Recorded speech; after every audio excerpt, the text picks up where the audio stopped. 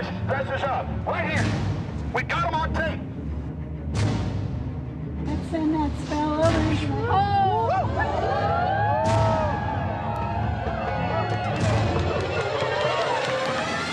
Sir, everything I don't owe you this comment. I know, I appreciate it. This is what's called ambush journalism, and I disrespect you for that as well. So thank you and goodbye. Been in the ritual? That's none of your damn business. Oh, that's right.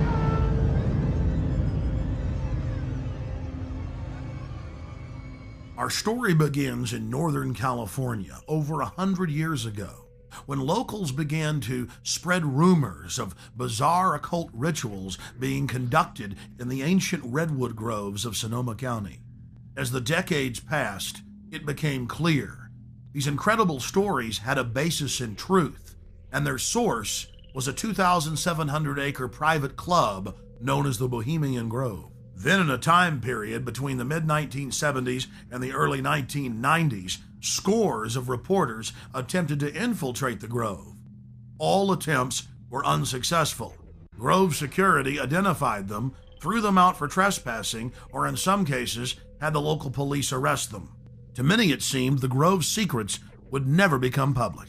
All of that changed on July 15th, 2000, when we ripped aside the veil of secrecy and were successfully able to penetrate the Bohemian Grove on their high holy day and videotape the cremation of care ritual.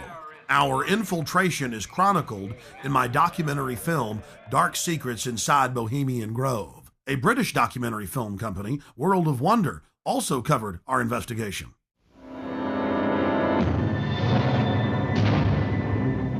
In the weeks that followed, Alex streamed his footage on his website and released it as a sell-through video. Everywhere I looked, the internet was aflame with news of the daring raid. As the news spread across the planet that the Bohemian Grove had been blown wide open and that their secrets were public, the people were amazed.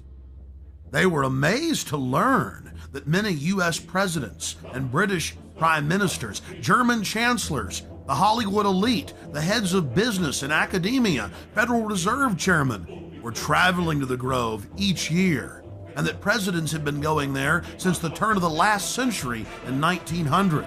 They were shocked by each new revelation of ritualistic depravity.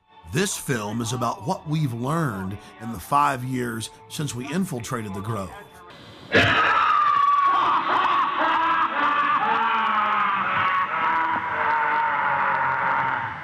And it's about the response that we've gotten from Grove members, the press, and even local activists in the area who've been protesting the Grove for over 25 years.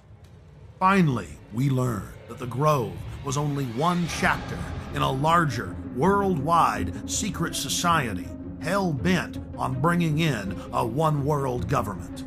What would the people do if they knew that the majority of the leaders in the corporate world, as well as government, were deep occultists? Before the year 2000 and our successful penetration of the Grove, the mainstream media denied that rituals were indeed taking place there and said that elite from all over the world were simply meeting in secret to have a good time. After the footage we had shot of the cremation of care ritual aired first in England and then in the United States on national TV, the mainstream media changed their tune. The San Francisco Chronicle had previously refused to report on the Grove. After our infiltration, they wrote as many as 5 articles a year detailing the bizarre activities that were taking place inside the Grove, including the fact that top presidential advisor Karl Rove had tapped Arnold Schwarzenegger inside the Grove to run for governor on California's recall ballot. Even the vaunted New York Times reported on the Bohemian Grove, but attacked us for sneaking in. The New York Post was one of many national publications to report on all of the homosexual activities going on at the Grove. The Post reported in its page 6 gossip column that Chad Savage, gay porno star, was, quote, servicing the moguls at the Grove. But a disturbing theme ran through the body of the reportage. Okay, it's true. The elite meet behind closed doors, and there's gay porn stars and gay prostitutes being shipped in like beluga caviar. What's the big deal? Let's just let them have their privacy. And so they have lakeside chats calling for world government. Really, they're not bad people. The people we should watch are those that are exposing it. They're really dangerous weirdos. Of all the hit pieces that we've been victims of, the worst was conducted on national television by Brian Lamb, the director of C-SPAN, and some shifty-eyed professor they dug up, who appeared to be flashing Masonic hand signs, while he tried to eviscerate our character by implying that there wasn't even a ritual at all. Why, Alex Jones claims they do this ritual. Meanwhile, the Bohemian Grove has gone public to the newspapers, admitting they conduct rituals. Overnight, they had a gentleman on by the name of Alex Jones, who has a talk show in Texas, I think, and it's heard in communities around the United States. And he was talking about the Bohemian Grove Club, as if that's where it all happens. That's where all the decisions are made. There are thousands of people go there, and there's some kind of a ceremony surrounding an owl and all that. Have you followed this at all? Yes, I have, even though the show is on past my bedtime. But Alex Jones has been talking about this for quite a while. The Bohemian Grove, of course, is a privately owned redwood grove up in Sonoma County, north of San Francisco, where every summer there is a get-together of the wealthy and well-placed, all male, who get together for general cavorting, socializing, lectures, symposia, and so on, in an atmosphere that is completely removed from public scrutiny. Alex Jones and some others have suggested for a long time that there are all sorts of nefarious rituals that go on, human sacrifices that were being committed by the elite who attend these gatherings. A lot of things people feel are organized behind the scenes with the Bilderbergers, the Trilateral Commission, the Council on Foreign Relations, the Masons. You can keep going down the list, and the Illuminati, One World Government, New World Order, Skull and Bones. You've got more information on that than I do, so call us at the top of the hour and talk to our guests about that, and we'll try to sort it out. Define Illuminati. The Illuminati were a small quasi-Masonic group founded in Central Europe in 1776. There was a surprising development in the summer of 2005. A Bohemian Grove employee decided to videotape some of the activities in the Grove and to give us the footage. The footage you're seeing was shot on a tiny digital camera, so the quality isn't the best, but the images are powerful. The individual that gave us this footage asked that we not release their name. Our source was able to confirm what we had seen in internal Bohemian Grove documents and annals, that the elite of the elite attend the Grove. Our source personally saw New Mexico Governor Bill Richardson in attendance, Supreme Court Justice Clarence Thomas, the famous newsman Walter Cronkite, and countless other luminaries. Without giving away the identity of our source, we can tell you this. The most elite encampment within the Grove is Mandalay. Other members of the Grove were not even allowed to approach within 100 yards of this compound, swarming with Secret Service, valets, private French cooks, and private security men. In the compartmentalized system of the New World Order, Mandalay is an elite within an elite at the very top of the pyramid's capstone.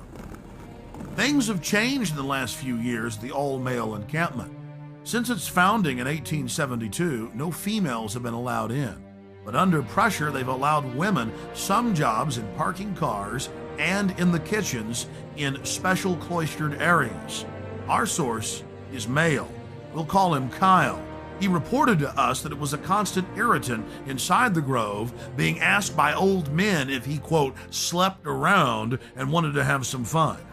During one of the festival's revelries, known as Gypsy Jazz, they pause to thank the author of the music. They talk about what a wonderful jazz player he was, but that sometimes he did hang around with women, and the crowd boos with disgust. He disappeared from time to time, often with women.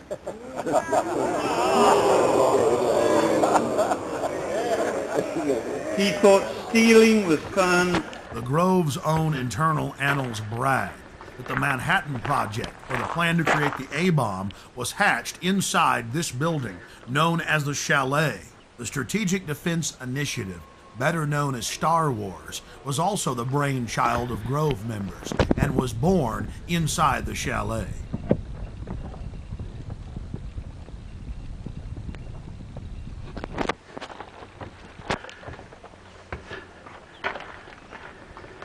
At the height of the Cold War, top Soviet dignitaries traveled to the Bohemian Grove for secret meetings with the heads of the U.S. government as well as corporate leaders.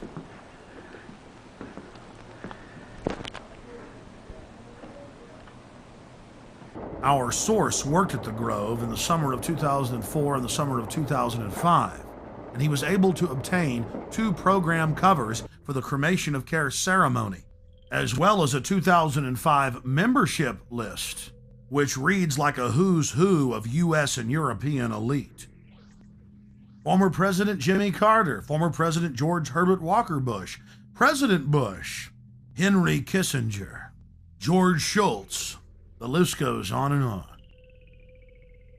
This is a video still of the sign at the entrance to the path to the Hillbilly Club where President Bush stays. Look at that happy little devil with his forked tail dancing and smiling and those sharp little teeth. Oh, it's so Christian. But again, President Bush had such a Christian name in Skull and Bones, Magog, or Satan's war leader. The Grove is dominated by Republicans, the supposed party of Christian conservative family values, but the Grove has its share of high-powered Democrats as well.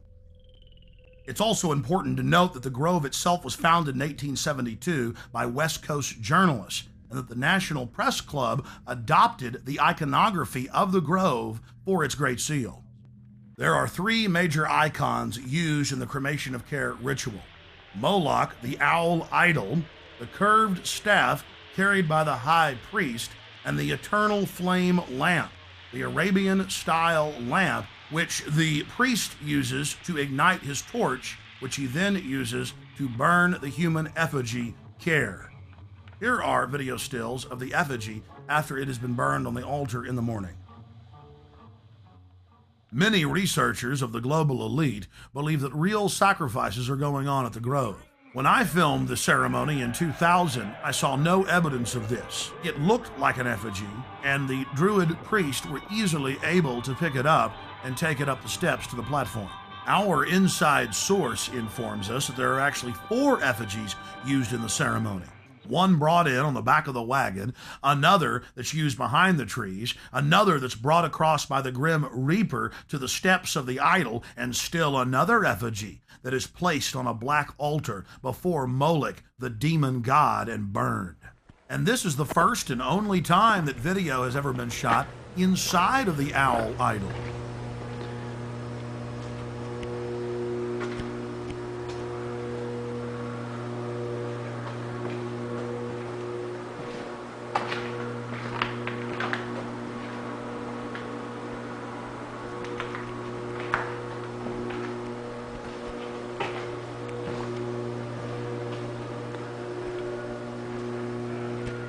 We can now confirm that the owl is metal with a stone facing. Leaning up against a wall is the metal skeletal remains of Care. Care, or the conscience of the group, is symbolized by a human body. All that remains is the metal skeleton. Our source informs us that the final effigy that is burned is made of a highly flammable material, and that the local fire department from Monterrey oversees this part of the ritual. That was an important piece of the puzzle, because in 2003 we traveled back to the Grove and talked to a lot of the locals who were mainly friendly. But when we talked to a couple of local firefighters who were with the Monterey Fire Department and asked them about the Bohemian Grove, they got very upset and told us to turn our cameras off. Well, he was telling me about you know, it's like where the president goes and stuff. And so we were gonna like talk to him, and then he's all over. Hey man, shut the camera off, huh? More hidden video reveals some of the ritualistic cloaks worn in the ceremonies.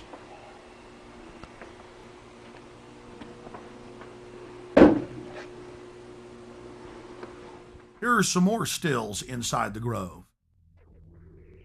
Our social lives, going to the football game or the PTA, a little bit different than your average world leader or corporation chief.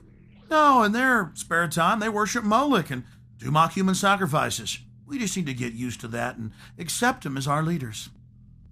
Think about it. If your neighbor was engaging in mock human sacrifices to Moloch, the demon idol that was worshipped all over the Mediterranean and the Middle East, would you let that neighbor walk your dog or house sit, or how about babysit your children, or be in control of the nuclear launch codes?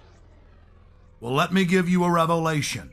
They are in control of the national deficit, of Congress, of your bank account, of your local police department, and they see you as cattle, as their slaves.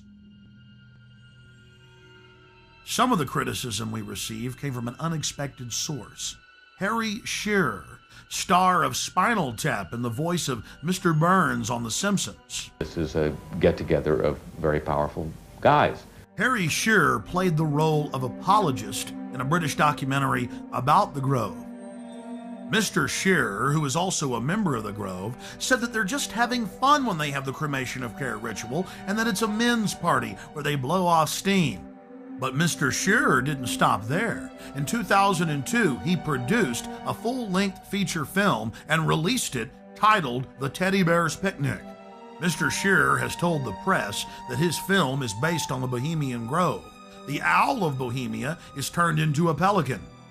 Care is transformed into time. The Druidic rites are interpreted to simply be nonsensical sophomoric activities.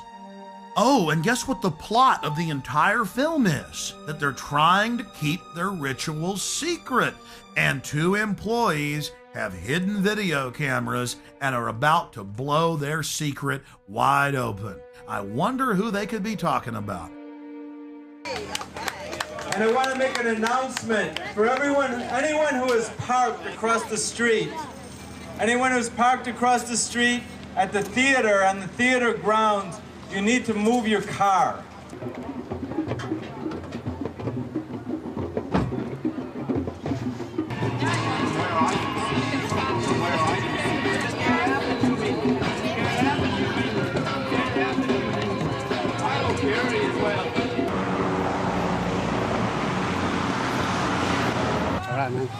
Hey, hey, ho, ho, this rich man's camp has got to go. Hey, hey, ho, ho, this rich man's camp has got to go. Hey, hey, this rich man's camp has got to go. Hey, hey, this rich man's camp has got to go. Hey, hey, this...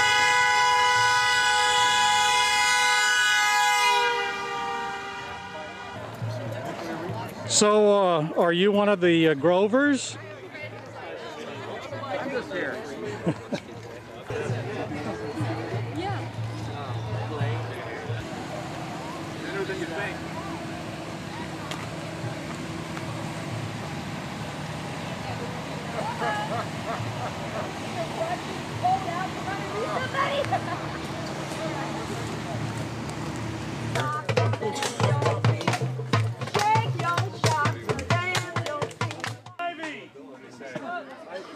One of the strangest chapters in the unfolding Bohemian Grove soap opera was the fact that local protesters were angry at us bringing up the occult activities in the Grove.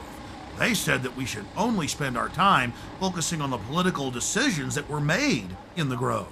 I think it's bad enough to just stick with what they're doing to the Globe. Local peace activist Mary Moore had been protesting the Grove for more than 2 decades. When Mary saw our documentary and heard our take on what we witnessed inside, she went unglued, calling us all sorts of names. We were wacko for thinking these rituals were strange. Why were we reporting on that? For the 2001 protest, the year after we snuck in, Mary turned over control of the organization to other local groups, but she was in attendance. We then caught footage of the local leaders of the protest group actually carrying out their own counter rituals in some type of bizarre white magic versus black magic war. They even had the old-fashioned witch's pot. I was wondering where the brooms were. They conjured spirits, brought them into the circle, concentrated their power together, and then sent the spell in against the Grovers.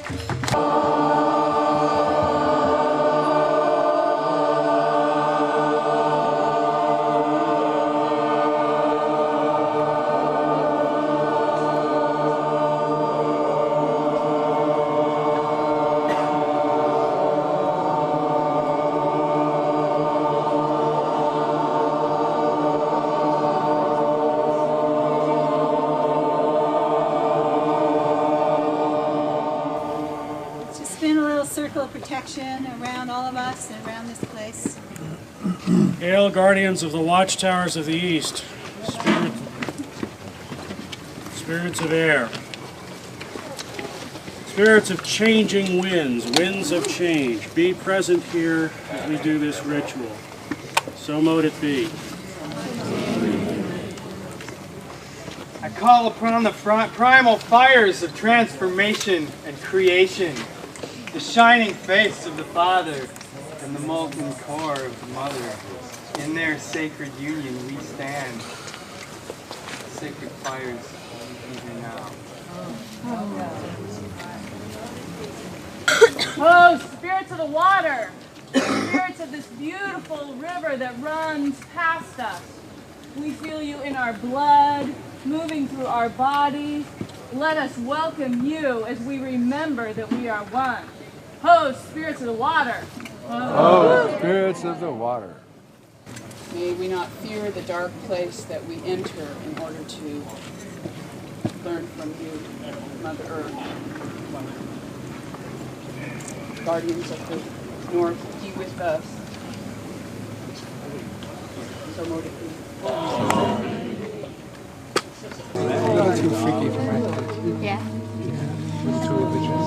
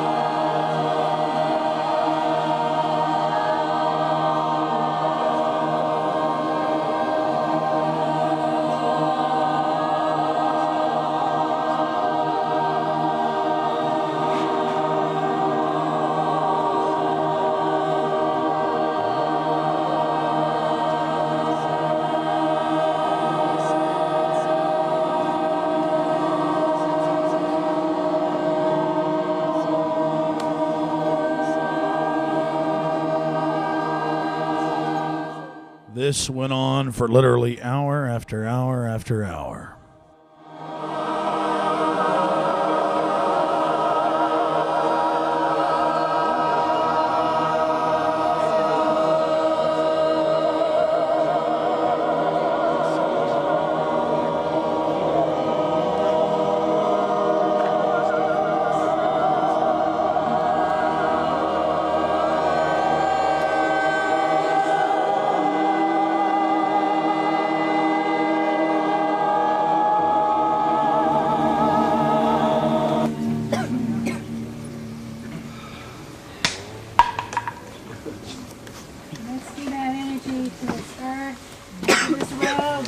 Drive across and do all the symbols we painted on it and into this water and into the rib mass of these ribs.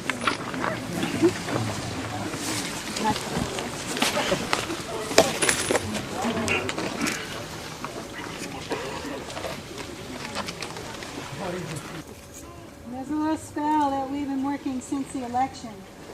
You mean the appointment? That's right.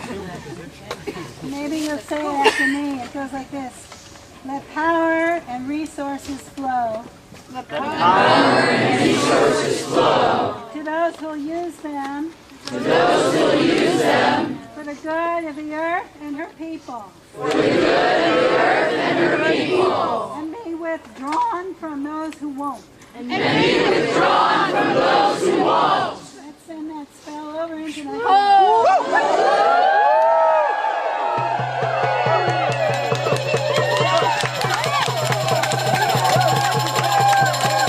Then a veteran warlock asked one of the spirits to stay and give Grove members a welcome as they drove in their luxury automobiles. Winds of change, spirits of the air, powers of the east. We have felt your presence here and would like for you to stick around and give a warm welcome to the folks who are coming here. But go if you must, and please stay if you will. Hail and farewell. Hail and farewell. She changes everything she touches, and everything she touches changes. She changes everything she touches, and everything she touches changes. She changes everything she touches, and everything she touches changes. Does it feel good to get loaded on the slave ships? Giggling happily. Face scanning cameras going up. You don't speak out against that. In that cauldron is water from sacred places and from political actions all around the world. There's water there from Seattle and from Quebec City. And Chalice Well in Western. Chalice Well and other places people know of. The birthplace of Quetzalcoatl and Amatlan. And I'm going to take some of it actually tomorrow to Genoa, to the protest there against the G8, and we're going to do some kind of cauldron ritual in the midst of it, which will be interesting.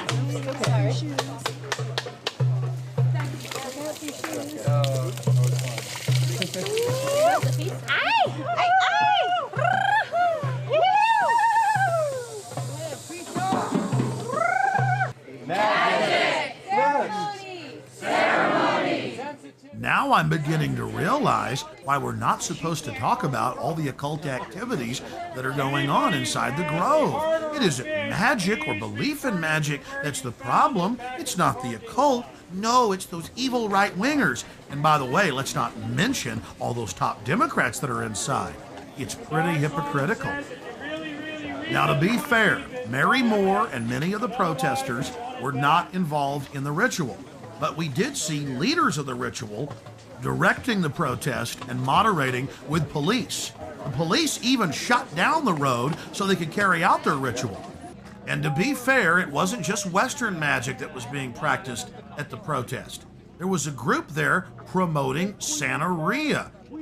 You know, that Caribbean voodoo practice, but they also mixed in some Aztec worship. So it was quite a grab bag of occultism. What is the purpose of the offering for the altar? What is that? Giving back to Mother, giving back to the earth. We just take, and consume.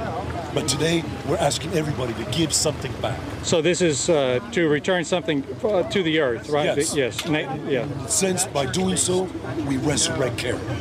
Oh, okay. Okay, I understand. Thank you. Our investigator talked to a local NPR reporter who had an interesting run-in with what we later learned was the Secret Service. Cool. I was alerted to very fancy cars standing in the side street here, and I walked up. The guy had his window down, and he had all kinds of fancy recording equipment on his seat next to him. And I held the microphone in, and I said, "Sir, we are curious about who you are. Would you please tell us who you are?"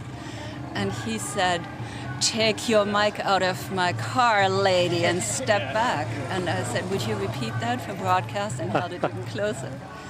And that's all I could get out of him. And then he sort of tried to run over my toe. He turned his car around and disappeared in that direction. And people said he was on the bridge filming before. So he was somebody from the other side who was documenting this. Right, the wrong side. Okay. The wrong side, yes. In studying worldwide occult networks, in modern times and throughout history, we always run into the same data. Compartmentalized pyramidal structures with a bunch of well-meaning dupes at the bottom, managers in the central areas, and Luciferian death cult adherents at the top. In India, it is Kali. The Mayans and Aztecs' greatest gods were the gods of death. It was the same in Egypt and in Babylon, as well as Rome and ancient Greece. But what about those sweet little Hawaiians? You guessed it, throwing virgins into that live volcano. The god of death demands it, so the rest of us can live. The Druids would bash their children's brains out and kick them into a peat bog. Noblemen would willingly give themselves up to the Druidic priest to have their throats slit before they were thrown into fiery pits, known as bonfires today. Don't forget the European tradition of the Burning Man. Take your strongest man when times get tough, strap him into a huge wicker effigy of a human and torch him. That will make the gods bring back the fertility. That will make the gods bring life to the tribe. Death brings life. They call it creative destruction, but in reality it is simply a tool of the elite to abuse, subjugate, and dominate their populations for their own good. We're looking at ancient propaganda.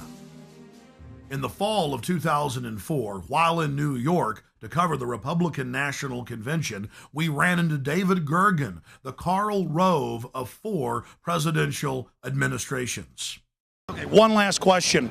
I read a Washington Times article many years ago where you had a comment about the organization, and then now it's been in the Wall Street Journal, it's been in a lot of different newspapers, and that's the Bohemian Grove. And back in, 1996, when you joined as a Clinton advisor, the Republicans were criticizing you. Oh, what about Bohemian Grove? And then you countered them by saying, "Hey, I don't run around in the woods naked." What did that mean? Here is the before-mentioned Washington Times article where he said, "I didn't run around naked like they do." I don't know what quote you're referring to. I'm not aware of any quote like that. Listen, I am a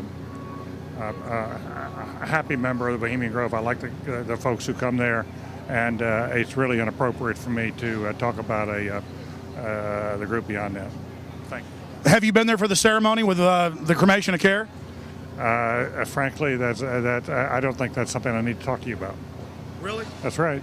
Well, I'm Alex Jones, and I snuck in there in 2000. I'm the guy that blew it wide open and got the video, and it's been on national TV. Well, I disrespect you for that. You do? I do. But it's a lot of big public officials going in there. Don't we deserve to know? I don't know anything about you, and I don't know anything about your film. But if you go in there with an understanding, you violated that understanding by releasing that film, and I don't respect you for that. Really? But we have public officials. I'm sorry. You took an understanding when you went in there that you would not do that film. And did you have an understanding when you went in there? No. Did you crash it?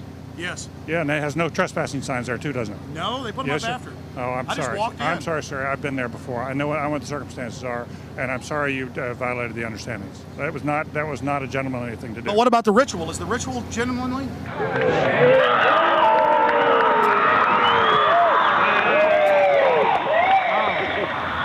Sir, everything. I don't owe you this comment. I know. I appreciate it. This is what's called ambush journalism, and I disrespect you for that as well. So thank you and goodbye. Have you ever been in the ritual? That's none of your damn business. Oh, that's right. Listen. You go around and make understandings with people and violate them.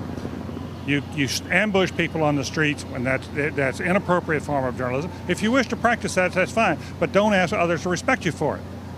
If you want to, you can do. You're free American, like anything you want. If you want to be uncivil and rude and ungentlemanly, that's up to you. But don't expect the rest of us to say, "Oh well, you're there, Mr. Gergen." I'm sorry, nobody sets policy in there. We try to be gentlemen, and obviously, you don't belong there. Weaving spiders come out here.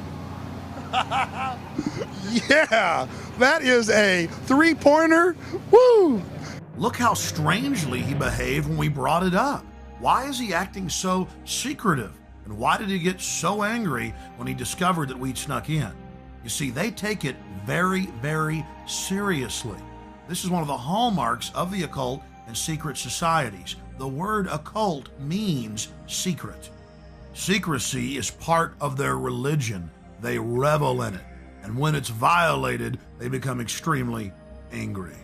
How widespread is the occult? The answer is extremely widespread. Occultism in our society, and particularly in our government, at the highest levels of corporate America, is rampant. It is a well-publicized fact that the Reagans had every aspect of their lives governed by their astrologer. Imagine having your life controlled down to the exact minute that you give a speech by astrology, an ancient occult system that believed that the earth was the center of the universe. Eleanor Roosevelt admitted that she performed seances and tried to raise the dead at the White House. 60 years later, Hillary Clinton had her own seances attempting to contact Eleanor Roosevelt. Prime Minister Tony Blair and his wife practice the occult every morning. Tony Blair draws a circle and then conjures the spirit that he calls the light. He channels it and makes decisions according to what the spirit tells him. The Blairs' admitted occult activities are legion, and so was Adolf Hitler's well-known obsession with dark mysticism. Adolf Hitler belonged to the pre-Nazi death cult, the Thule Society, as well as the Thule Society.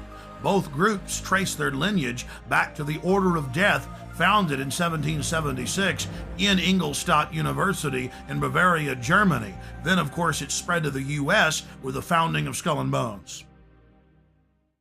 You were both in Skull and Bones, the secret society. It's so secret we can't talk about it. What does that mean for America? The conspiracy theorists are going to go wild. I'm sure they are. I don't know. I haven't seen the web. Number 322? First of all, he's not the nominee. And, look, I look forward... Are you prepared to lose? No, I'm not going to lose. You both were members of Skull and Bones, a secret society at Yale. What does that tell us? Not much, because it's a secret. Is there a secret handshake? Is there a secret code? I wish there were something secret I could manifest. 322, secret number? There are all kinds of secrets, Tim, but one thing is not a secret. I disagree with this president's direction. Aleister Crowley, who dubbed himself the Beast and the most evil man alive, was a fellow traveler with some of the most powerful people in British society, including prominent royals. The Church of Satan, the Temple of Set, the OTO, the Golden Dawn, Skull and Bones, Bohemian Grove, the Blue Lodge, the Scottish Rite, the 33rd Degree. It seems like there are hundreds of different occultic groups, but all they are different denominations in the same religion, the Egyptian and Babylonian mystery schools. Albert Pike, who was the supreme Grand Mason of the entire world, founded the Ku Klux Klan. But you don't hear Jesse Jackson calling for his statue to be removed in Washington, D.C. Why is that? Because Jesse Jackson is a 33rd degree Mason. Now, don't get me wrong. Most Masons are what high-level occultists call porch Masons or outsiders. They themselves are considered neophytes by those in the inner circle or those nearer the top of the pyramid. They're compartmentalized. They believe that their great work, as they call it, is to help society. But in reality, they're being controlled and manipulated. The Knights of the Secret Circle, the Knights of the Golden Circle.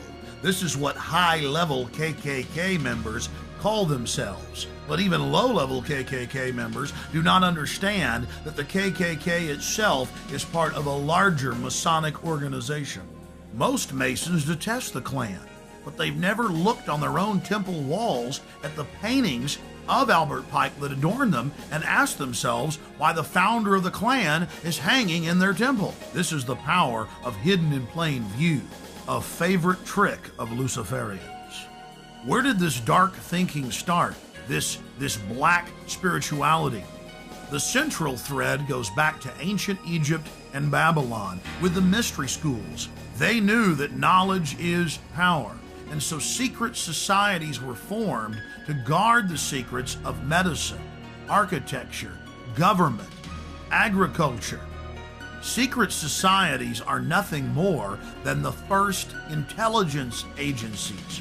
Knowledge had to be guarded, but over time, elites abused their control of the knowledge and used it to dominate their populations. And the same sciences of control are being used today. That's why the elite today relishes secrecy. They know that it is the fount of their power.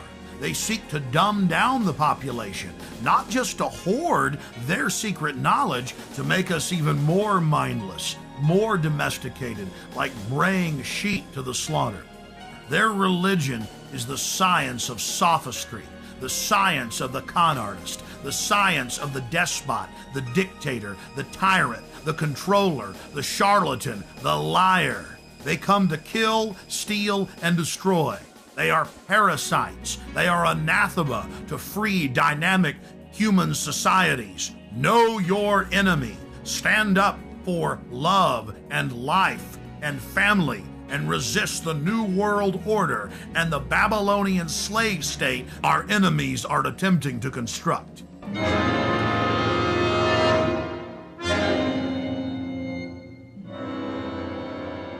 I want to tell everybody out in TV land how they can come to the Grove, where their elected leaders, along with the big bankers and the heads of media, meet, along with some European royalty, every year to decide how to run the country.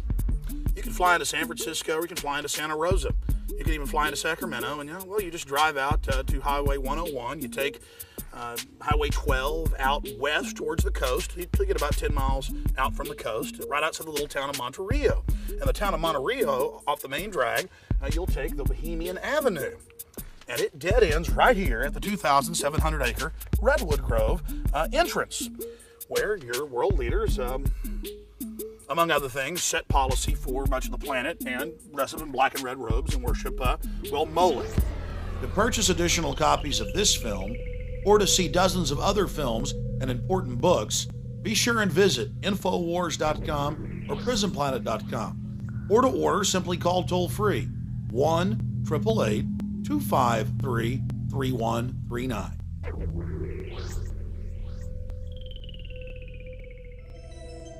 Hey guys, get your cameras on. Yeah, what's going on? I've almost been arrested 3 times every day, anywhere in the city, videotaping anything. It is an absolute nightmare. And we're looking for patriots that know what the Bill of Rights and Constitution says, and that can see all of this and know that it's a fraud. 4 planes in 2 hours! How can that be? A cop on 9/11 said that it was going to come down. I don't know how he knew that. On the morning of 9/11, the CIA was running a drill of flying hijacked jets into the World Trade Center and Pentagon. Building 7 is further away from the towers and was not hit by planes. So if your building's owned by Larry Silverstein, it collapses because he's got a big fat insurance policy. And the Project for New American Century said that we need a terrorist attack on the Order of Pearl Harbor to get the American people behind a war. Prescott Bush, he did a number of things that were not only anti-American, but were pro-Hitler. A lot of people aren't going to know what Skull. I don't really know what it is. Why don't you talk about NORAD standing down, Michael? Why not the really hardcore 9/11 issues? Thank you, and goodbye. Been in the ritual? That's none of your damn business.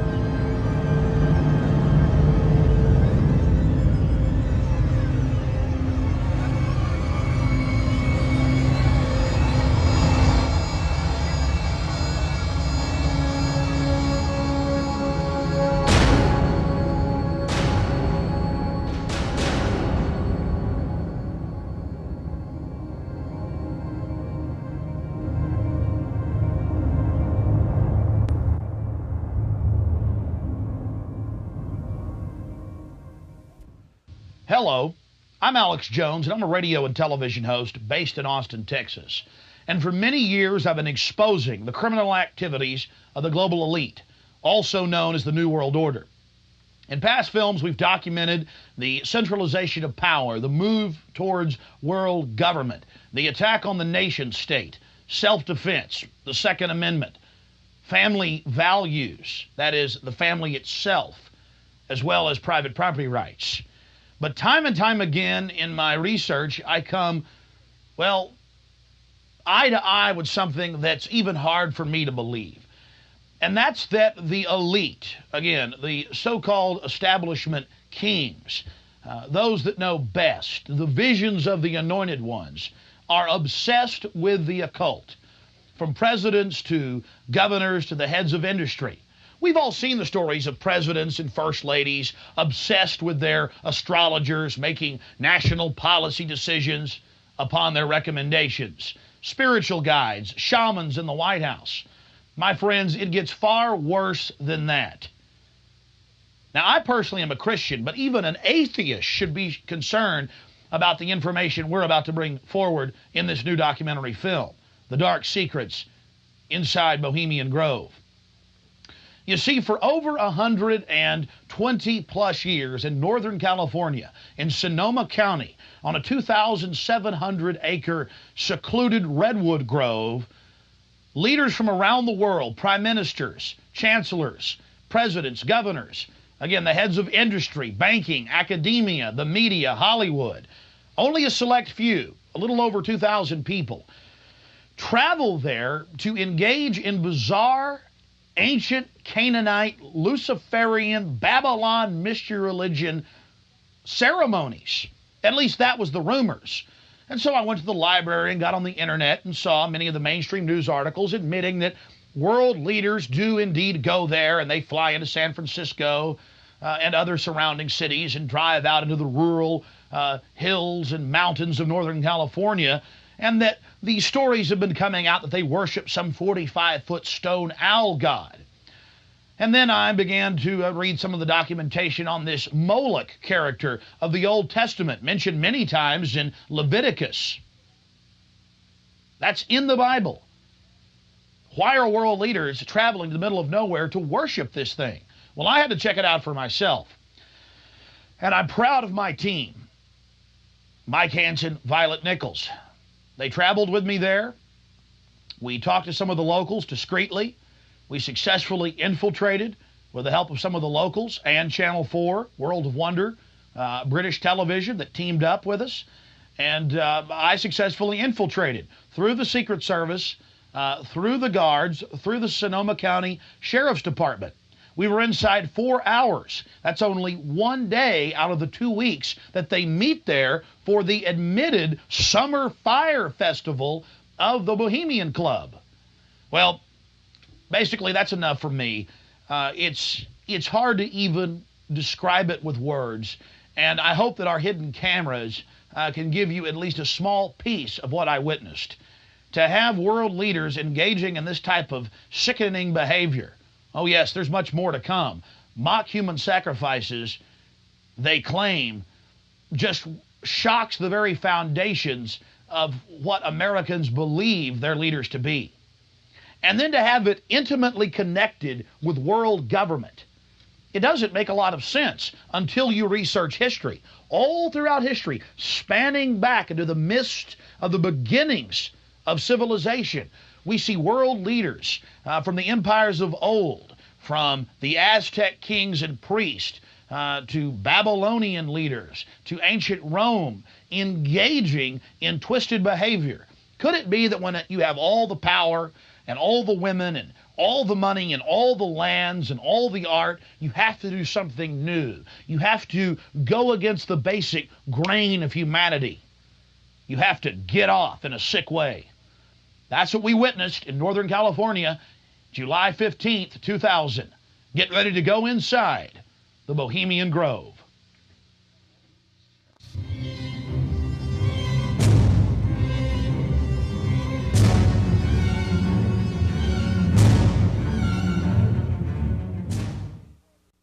The Bohemian Club, as it's known today, was founded in 1873 in San Francisco in Northern California.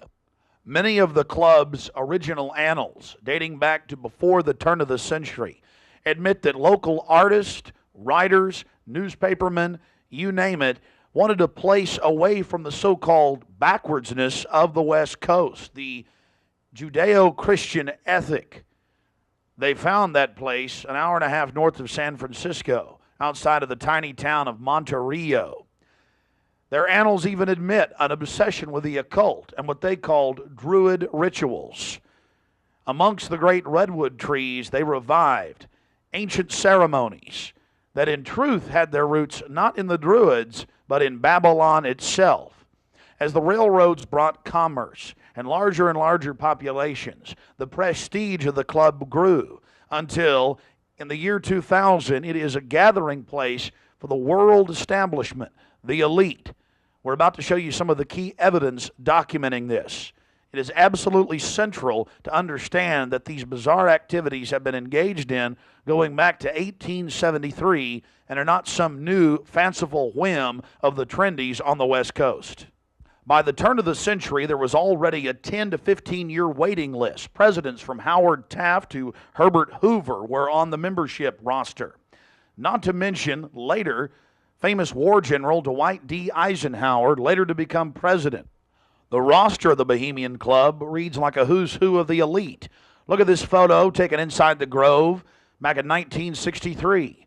There you'll see Ronald Reagan, and sitting two people over from him, later to become president, Richard Milhous Nixon. Frankly, we don't know if these men actively enjoy the things that go on inside the Bohemian Club. But one thing is perfectly certain from the evidence. They are forced to go and attend and take part in these activities if they wish to be elevated to the highest levels of the geopolitical power structure. Take George Bush Sr., documented member. And then, of course, there's his son. Now, the last 4 generations of Bushes have also attended the Skull and Bones Society at Yale, well known to be steeped in the occult. Then there's Bill Clinton, a frequent attendee. Upon closer inspection, the entire federal government at the highest levels is infested with Bohemian Club members. And it doesn't stop there. America's private run-for-profit Federal Reserve Bank, from its very inception in 1913, has been run by prominent members of the Bohemian Club. Central Bank Chairman Alan Greenspan was seen leaving the Bohemian Grove only 1 month before he was appointed chairman of the Federal Reserve. He had to be a made man, to be a member of the most powerful cabal on the planet. Historical records are clear from major universities. The Manhattan Project was planned and instituted and run from the Bohemian Club. All of this going on in an atmosphere of bizarre revelry. You're looking at an illustration from a November 1989 issue of Spy magazine. Spy goes undercover with Henry Kissinger, Merv Griffin, and William F. Buckley Jr. The story was clearly a shill, meant to misdirect the intensifying media coverage that the Grove was getting in the late 1980s.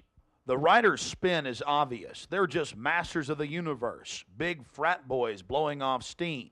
We'll get back to this article later. Because you can clearly see that the mantra in the spin story has been picked up as a front by all the local media. Sure, they're elitist. Sure, they have some bizarre rituals. But what's the big deal? They're just having fun. If that was the case, why would David Gergen, presidential advisor to President Clinton, resign from the Bohemian Club and 17 other organizations when it was revealed in 1993? Organizations like the Trilateral Commission, the Council on Foreign Relations, the Bilderberg Group. But it's not just the Washington Times and the Sacramento Bee. You're looking at an illustration from the pages of Parade magazine, February 22nd, 1981. This story was the most accurate and revealing, detailing the so-called mock-human sacrifice. Former German Chancellor Helmut Schmidt wrote extensively in his memoirs, Men and Powers, a Political Retrospective, goes into great detail about the secret establishment running the world.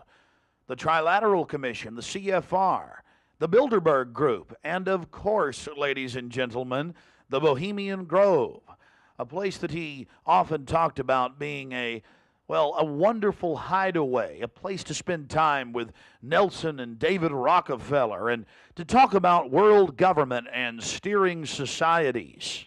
On page 225 of Men and Powers, he talks about it being one of the most astounding places he had ever visited in the United States, and how that feeling intensified over the years with subsequent visits.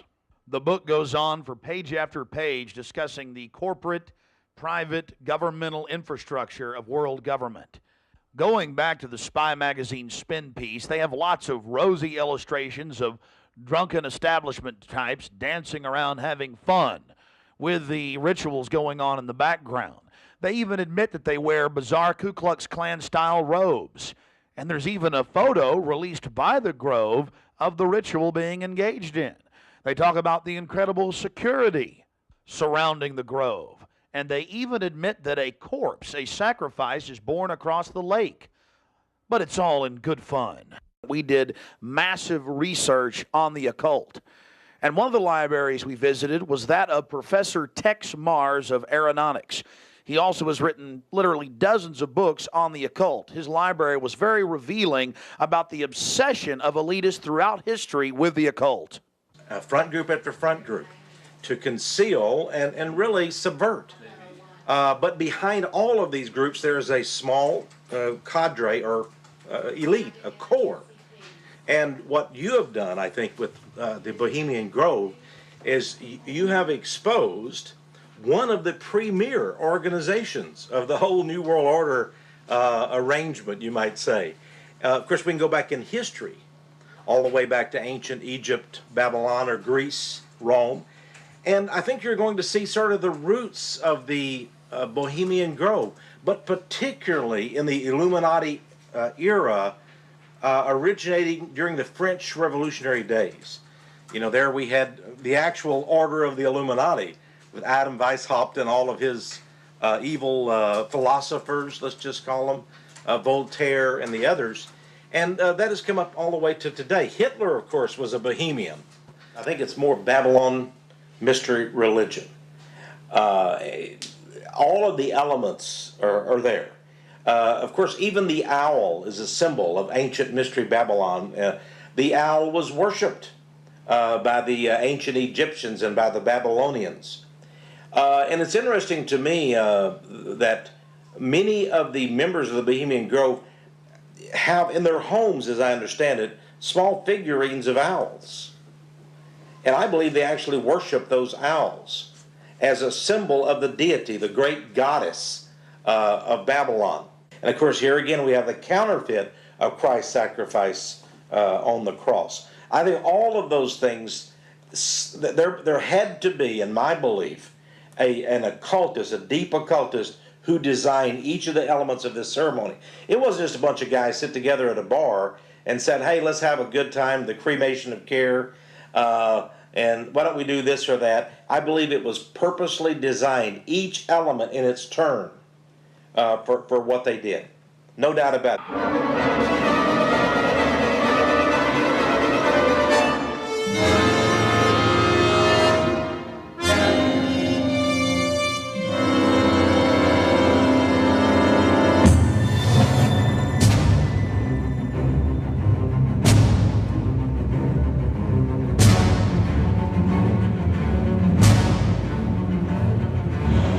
Slide the metal end into the buckle and adjust by pulling on the loose end of the strap.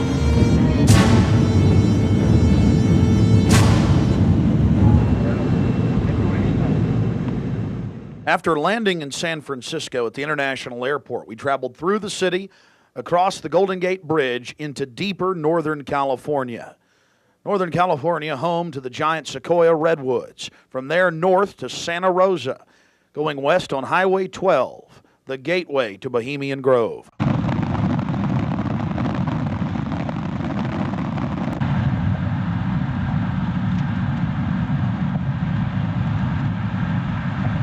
We spent the first night in Santa Rosa, before getting up early in the morning and traveling into the town of Occidental, where we were going to meet the British media and start our investigation. Well, here we are in Northern California, right outside the Bohemian Grove. The fruits of nature. But I'll tell you this, I don't worship it and sacrifice things to it. Let's go find out what's going on. Yeah. Well, here we are, folks. Turning on to the Bohemian Highway and Bohemian Grove. We're going to find out what in the New World Order is going on here.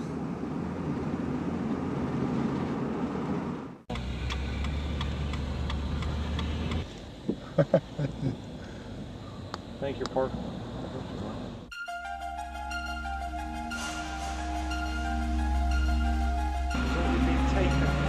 No, I tell you, it's beautiful out here during the day, but it is spooky at night. I don't know if you guys got some footage of it, all the fog and the rest of it.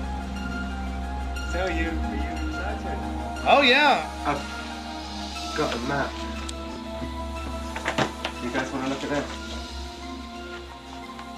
My question is, the history. What do they do if they catch you in there? They have us killed. I doubt that. Skinned alive. I don't know. I throw don't. darts at your skin and body. Hang upside down on a redwood tree. I doubt that. No, we'll see. No, I think they'll just What about me? Because I'm a woman, I can't really sneak in, can I? I mean, you can't go I can. in. You've got to stay. I've got to stay. Yeah. I've got to stay behind in the spooky Occidental Lodge.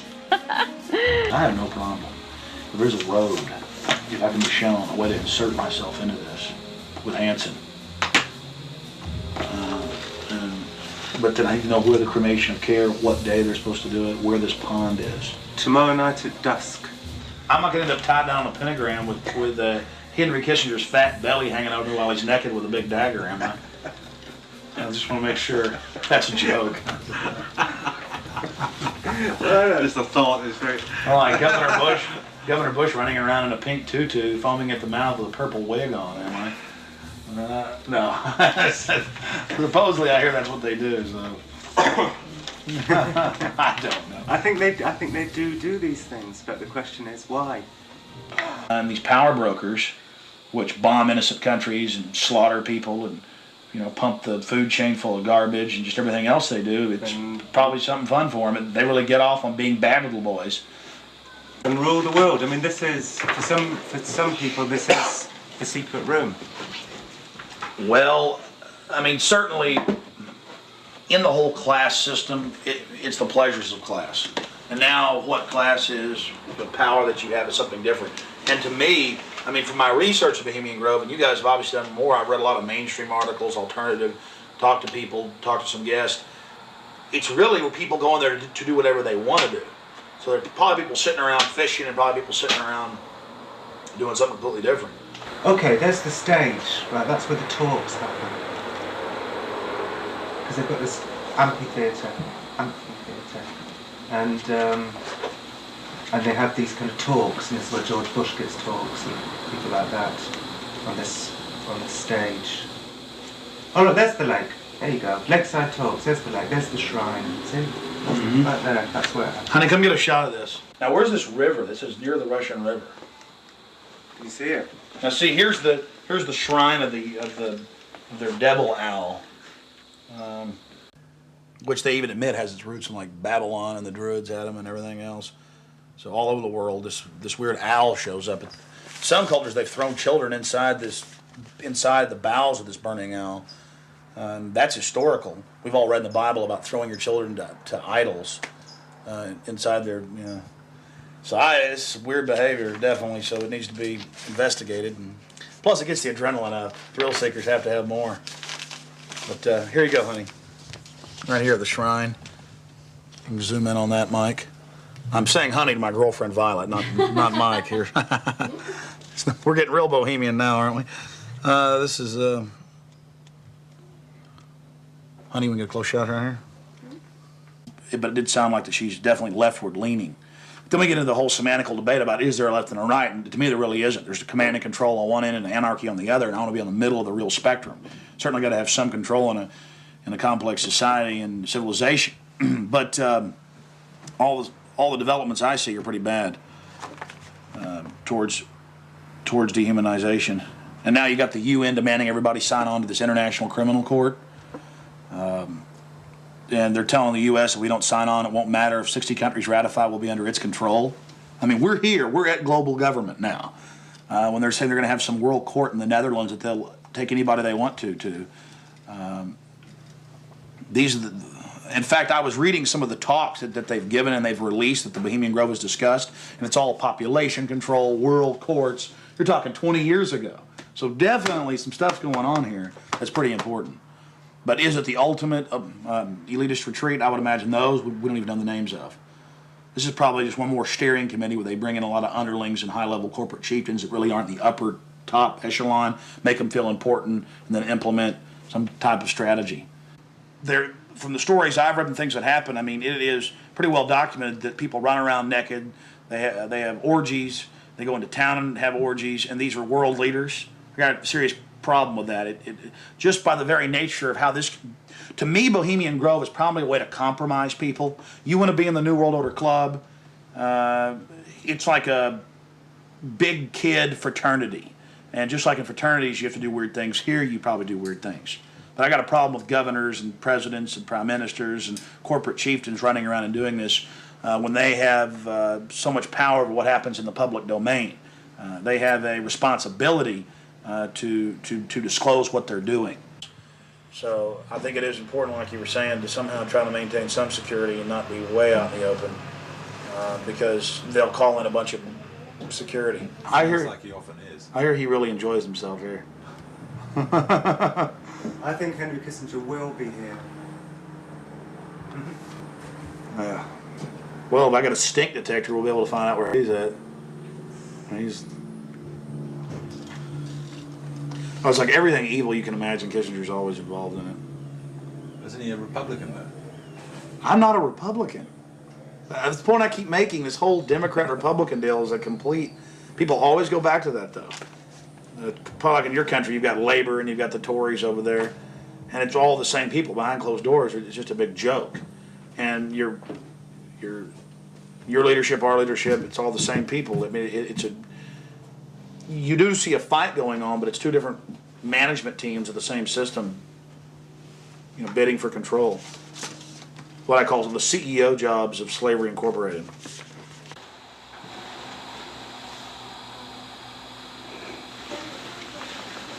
Do you worry for Alex, Violet?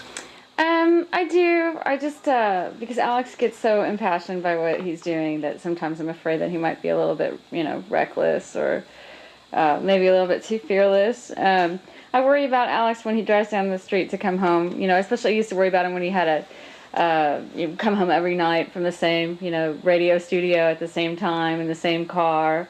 And, I worry about him sometimes when he's late getting back in the studio and he doesn't give me a call. I mean, he is putting himself out there, but I think the fact that he's in the public eye as much as he is really, keeps him safe to a certain degree. So maybe something like this is, people might not necessarily know where he is right now, people that listen to the radio or whatever. So it's maybe a little bit more risky, and it's a little creepy at night up here in the woods, And you're definitely not dangerous. You're not going to do anything stupid this weekend. Well, dangerous to what? Dangerous to myself? Are these people dangerous? They certainly may be, but I'm completely nonviolent when it comes to just going out there and trying to get the information. That's what I'm trying to do. I'm an activist first and foremost, but also a journalist in that I'll make some jokes and speculate occasionally because I'm a radio talk show host. But when I say something that I believe, I have to be on target about it. But dangerous? I'm definitely dangerous to corrupt bureaucrats and their financial bosses that would like to control the American people on the planet. But not in a violent way. Not in a violent way. And long before global government came out in the open, in the last 4 or 5 years, they were conditioning the public that anyone that talks about global government is a kook, a weirdo, a terrorist, a racist. And now they're out on the nightly news saying global government's here, you better accept it, we're getting rid of juries, all across the planet. The IMF, the World Bank, basically runs things now. The WTO decides what you can buy and sell and trade on the international market. But see, they've preconditioned us that it doesn't exist. They've preconditioned us that anybody that talks about this stuff and who is against it is a kook or a racist because it doesn't exist. And then everybody's decided, well, I'm going to be culturally cool. I want to be in style. I want to be accepted. So even when they're hearing the news admit it and tell us how great it is, they've already pre-positioned it psychologically that it's not acceptable, it's not kosher to discuss it. Do you see the tactic they're using there? Mm-hmm. 5 years ago, I would laugh when I heard about black helicopters. I would say, I'm about taxes, I'm about corruption, I'm about getting local control back, I'm about states' rights, everything's coming under federal control. I was pretty mainstream, what you'd call so-called conservative. Then I saw the light when black helicopters started going into North Carolina. I started going into Florida. They fired into an all-night restaurant in Miami, just training, firing bullets into a place where people were eating. They started burning buildings. Police chiefs started throwing them out of their town, San Antonio. All this started happening, and I said, whoa, this is real. And then I realized that I was preconditioned, even as a so-called conservative person who understood that the media lied. I didn't realize how thick the propaganda was. That they precondition us before they release something on us, that it, number one, doesn't exist in our minds with classic doublethink, but then it can re-exist at the same time if they say it does and it's good. So it's literally George Orwell's doublethink, and one has to have it to stay sane in this world. Well, I refuse to be a part of it. I mean, the news every day, black helicopters are a joke, they're stupid, the culture, commercials, movies. At the same time, almost every month in this country, they're attacking and terrorizing some town with burning buildings and terror. And I don't want to be part of their sick control freak system. I don't like these degenerate, inbred, New World Order crowd people. They're not going to run my life. They're not going to control me. And I'm going to try to expose them. And I think we've had some success doing that. Oh, look how pretty it is. Uh-huh, sure is pretty. Mike, you enjoying yourself? A lot less spooky during the daytime. It's all foggy. Now we're going to take our British friends down into the forest a little bit later tonight. Let them gallivant in the werewolf-ridden woods. Joking, of course, they'll have me on there. Alex Jones, radio talk show host, believes werewolves infest Northern California. They've been seen dancing with grizzly bears. Small pixies have been even witnessed playing violins for George Bush. Don't know what to make of what's going to happen. I can't even begin to imagine what we're going to discover when I infiltrate tomorrow and try to get the cremation of care. We're very close to the gateway to Bohemian Grove now. The first set of gates and security. They have a small guard check at the front, and then they have a larger second one. Not a through road. Get a shot of that.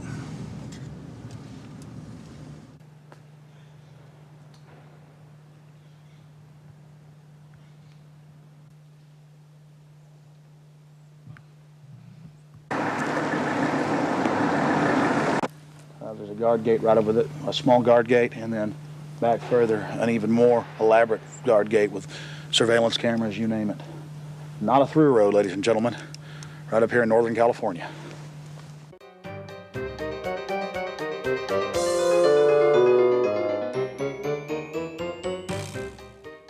How you doing, sir? Okay. Camp Meeker? Yeah. Oh, I'm Alex Jones. I make documentaries. I'm just curious, what do you think about Bohemian Grove? I used to work there. You used to work there? Yeah. And now you work at Camp Meeker? No, I don't work. Yeah, I live in Camp Meeker. Oh, you live there? Yeah. Well, that's great. Did you ever watch the cremation of care? No. No. What'd you do at the... I just worked there. But, I mean, yeah. you never saw him march around in the red robes? And No. Oh, really? That doesn't go on? But yeah, I get it. Okay. Thanks.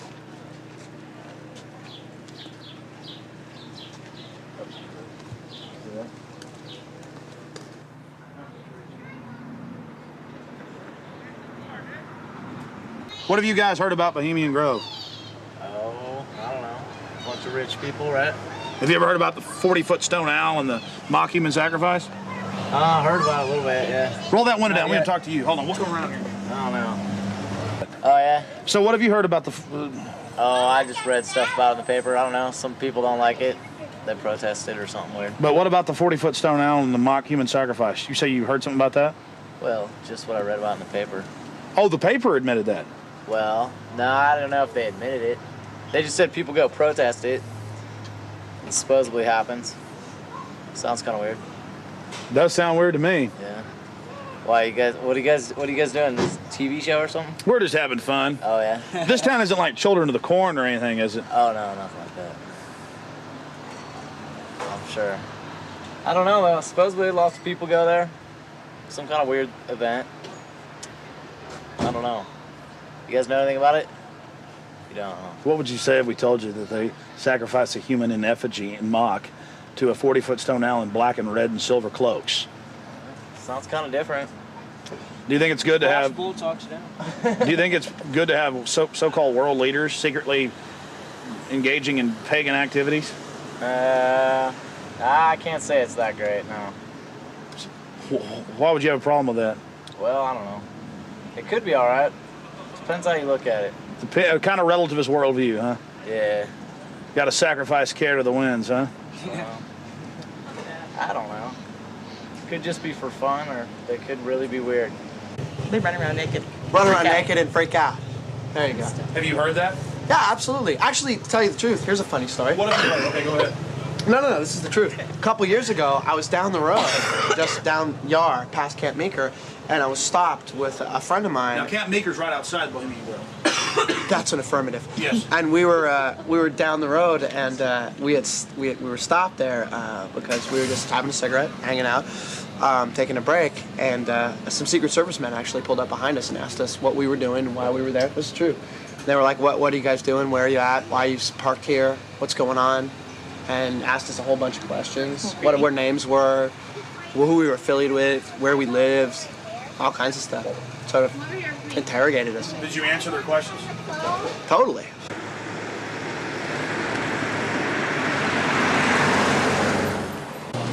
I don't know. We always hear there's like big, fat, rich guys with prostitutes there. Really? Yeah. What about the owl and the rituals? I don't know anything about it. Never heard about the rituals? Rituals. Ritual killing of a human sacrifice of a human? Nope. Never heard of it. What would you think if that was going on? I think it's pretty weird. Wouldn't be that surprised. I mean, it is our government after all. Hey, thanks for talking to us, bud. You know? Hey, I like your shirt. Declaration of Independence. Yeah. All right, man. Take care. All right. We're talking about the Bohemian Grove and trying to see what locals think about it. How it's all secret and all these fat cats there and the supposed strange rituals that go on. Are you a local? No, but she is. What do you think about the Bohemian Grove? Well, I know what they call it. Let's see. It offers a lot of employment. Offers a lot of employment? Mm-hmm. What's going on there? What kind of rituals do they do there? I don't know. We're talking to locals about what the rumors are. What are the rumors? About a big 40-foot stone owl and simulated human sacrifice. Oh, no. Oh, I don't know about that, but it's politicians that come, that vacation there. And it'd be really weird if politicians were acting like they were sacrificing people, wouldn't it? No, you can't trust politicians, you know. Oh, really? They might be doing it, huh? They might, yeah. Who knows? I mean, the politicians, you know. I hear you, bud. Hey, good talking to you. Right. Appreciate it. You guys take care. Good luck. Hey, those are some pretty flowers. Yeah, those are sweet peas. Those are real, folks. Yeah, they're real. You guys have a good one. You Enjoy too. the weather. Area. Yeah? Yeah. This area is in trouble. Yeah, we are. It's We in are. big trouble. No, this is a wonderful area of the country. We're just asking locals what they think of the Bohemian Grove. The Bohemian Grove is a wonderful place. Have you been there? Yeah, I've been in there a bunch of times. What'd you do, work there? Or Worked there, yeah. Yeah. You know when it's the most wonderfulest time? Is when nobody's there. Oh, it's a beautiful area? Yeah, yeah, very beautiful. It's got big trees. Have you ever been there for the cremation of care? No. So you've never been there for the rituals? No. You ever heard about them? Yes. What have you heard they do, sir? Nothing. They got that tree that looks like an owl. Tree that looks like an owl? Tree or rock, or it's a carving, or it's where the stage is. But have you heard what they do during that? No, I have no idea what they do during What would you that. say if we told you they burn a human being in effigy? They don't really do it. They burn it in effigy. I don't know what that means. Well, they have like a dummy that looks like a person under a black blanket. Huh? They take it up there and burn it. Oh, I don't know. Pretty weird. Huh? Pretty weird. Yeah, I've never seen that. How long you lived around here? I don't know. How old am I? 20, 40 years. Yeah. Really? Oh, your whole life? Yes. What's your name, sir? My name is Raul. The lizards? Yeah, this is Vital Roots. How long has Vital Roots been here? Couple years. Couple years. The Bohemian Grove? Yeah. Yeah, I think a lot of politicians, a lot of big wigs making a lot of big decisions. Oh, really? Do you think it's good that they get together in secret and make all these so-called decisions? Do I think it's good? Yeah. No, of course not. You do? What about the rituals? Have you heard anything about the rituals that go on there? Oh, there's all kinds of rumors about rituals that go on there. What type of rumors have you heard? Don't make me go there. Please, come on. We're trying to talk to some locals. I'm just wondering. It's interesting. Well, I really don't know that much about it. You know, what I've read in books. There's books out about it. Oh, you've read books on it, huh? I had a book that was published in 1956 that was written about some of the rituals. Because now it's been going on for 120 plus years. Yeah. I think they said they just had their 120th something anniversary. Yeah. What would you say if I told you that there's a 40-foot stone owl and that they burn a human being in effigy, not in real life, but in effigy? I wouldn't believe it. You wouldn't believe it? Nah, I think it's a bunch of garbage. So you doubt there's a stone owl, and you doubt that they... Well, I wouldn't doubt there's a stone owl. Maybe there's a stone owl, but I wouldn't think that that's kind of, rumors it's rumors, what the word implies, pretty much. Just a conspiracy. Yeah, it's just a bunch of hearsay. Pure conspiracy theory. Whatever. What have you heard about the Bohemian Grove? It's where all of the, FBI and you're talking about the Bohemian Grove. Yeah, it's like the quote-unquote elite and presidential retreat. Have you heard about the rituals that go on there? No, I haven't. Well, the people who have more money than the rest of us in the world are a bit different. They're stingy. They want to hoard it all for themselves. And they think they're going to go to heaven. They're not. Because they don't know how to provide or do as Jesus told them to. What would you say if I told you that they sacrifice a human in effigy before a giant 45 to 50-foot stone owl? I would say that's probably why they're going to hell.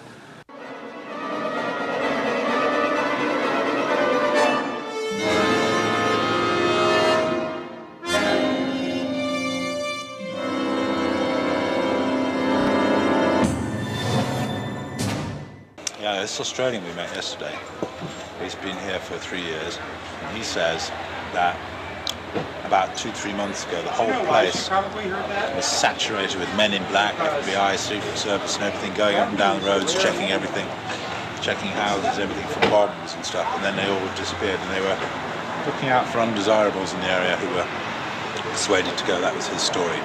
And now we're going to talk to him. And now we're going to infiltrate. I think we should go and see what we can see. The public has a right to know. They do. The public may have a right to know, but the people in this cafe, I think, shouldn't know. I agree. Well, you've got to go in up the road that says no through road, because we've got to sit in the car and get a shot of you going up the road. So you've got to go in. You've got to be the guinea pig. But you're a brave man, Alex, aren't you? No problem, yeah. So that's cool. I wouldn't ask a man who wasn't as brave as you. All right, it's no big deal. I'm just gonna go in and make sure everything goes good. My only concern is figuring out the right type of baggage to carry this in, also a still shot camera. Well, I personally would recommend that you wired yourself up with your what's it called? Hidden camera. Yeah, your hidden camera that's in the shape of a pager. Problem is, we got some stuff on last night. We checked it out, but it's very unwieldy, not trustworthy. Right. If I can just get in the woods with this, it's over. That's true. And even if I'm going early now. I'm probably going about 3:30 with Mike, and we'll just hang out inside. In case they throw me out, I'm still getting back on the property. Oh, so you're gonna go in way before Rick gets here? Yeah. Ah, okay. Well, cool. Well, we'll just sit in the car. But I mean, you understand why? Not because I want to hang out in there all day. It's because I've got to get in. Because if they catch me, then I'm gonna got to sneak back in. Yeah. I will not be stopped.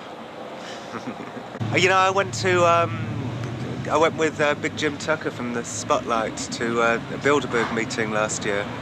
But that was my first time, and we got chased away by men in dark glasses, and you know, I was a bit scared now.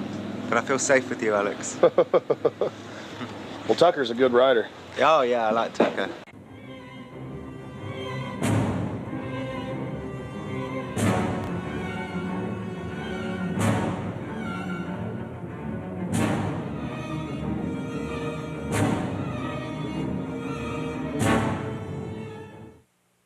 It was the night of July 15th, 2000. Mike Hansen and I were about to attempt the first ever successful infiltration of the Bohemian Grove.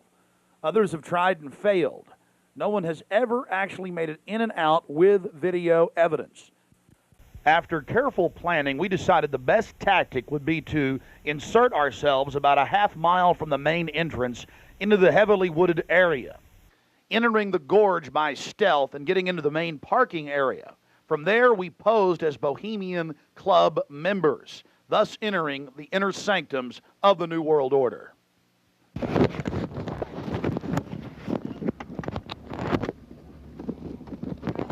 perfect. Leave it just like that. No, I got it, honey. Here's some bread on. Okay, here we go. Oh, that's good. Yeah, that's good, Alex. You be careful, baby. Okay. I don't want you to go anywhere. Shh. I'll be safe. Don't worry about it, guys. Come on.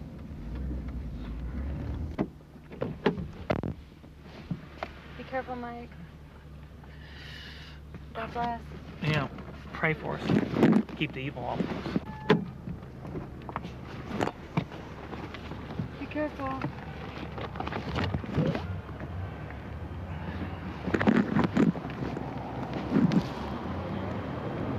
Yeah, let it go.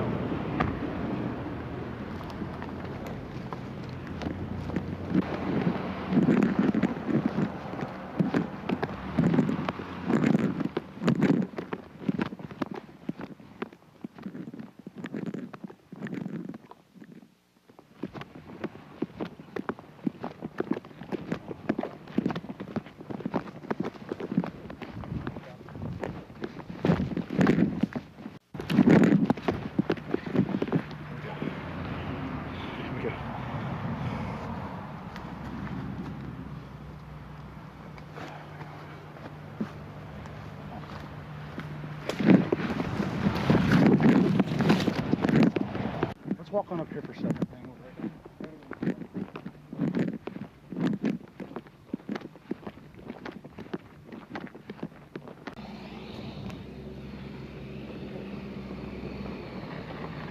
When's the next shuttle coming?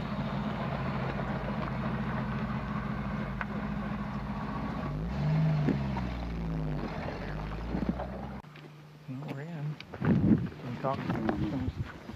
Well, we're inside the Bohemian Grove. We're actually not inside yet, Mike. Well, we're in the parking lot. That's pretty. Yeah.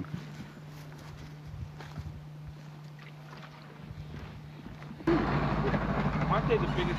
Oh, they are. They're the biggest, like, living thing, I think, aren't they? Oh yeah, they're incredibly large. There's one up there that you can drive a car on top of one, you know.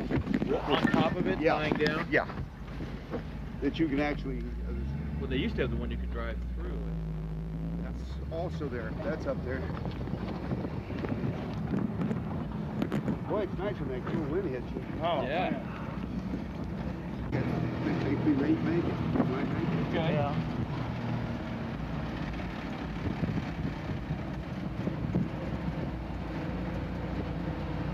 How much did the road cost?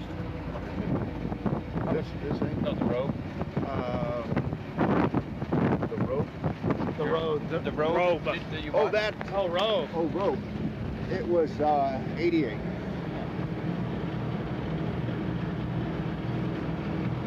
Yeah, I thought you said rope. Yeah, that's what I thought. I thought rope and rope. Right. You can't hear anything with this wind and the. Look, this thing's seen some years. Pretty nice, actually. Yeah.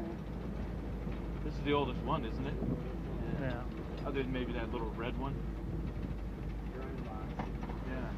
Bye-bye. think when you go to heaven, they have buses like this. I think you're right. Thank you. Go ahead. Oh, no, go ahead. Let's see, we got one up here. Yeah, is there another one coming? No such luck.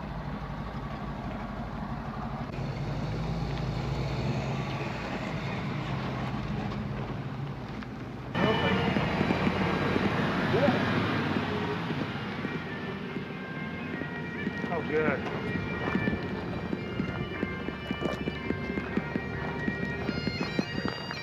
Hey, how are you? Good. Good. See you. Your brother, your father visited and all? Yeah, yeah.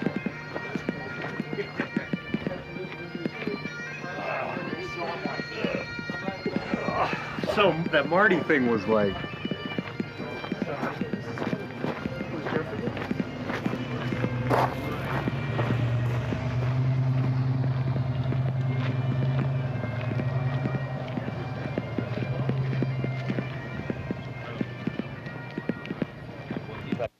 We don't have time in the documentary to show you an entire tour of the 2,700-acre compound in the middle of the gorge. Besides the fact we didn't even have time to see but about 20% of it in between dodging security personnel. Unfortunately, we were using digital tapes that were 1 hour. Several of the confrontations were not caught on tape. We had sheriff's deputies, Secret Service, you name it, question us on who we were. We just told them we were with the hillbillies. That's where the Bushes stay. You know, because we've got Texas accents. Yeah,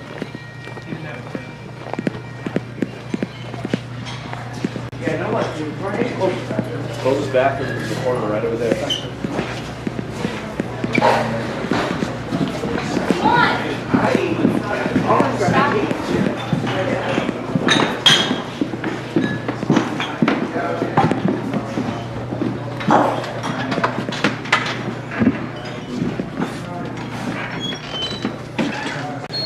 Oh, there they are, friend. Yeah. How's it going?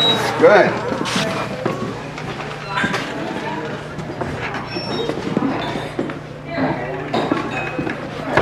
Oh, this feels good. Oh.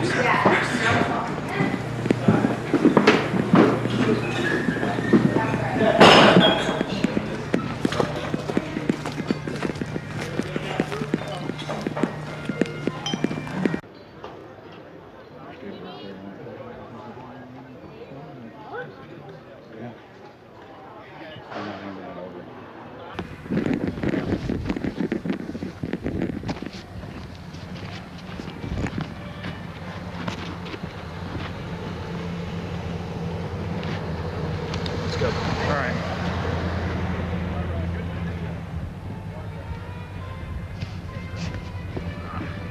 Here's just one of many signs sporting French with skulls adorned with other trappings of death. We also saw signage with Latin and other ancient languages.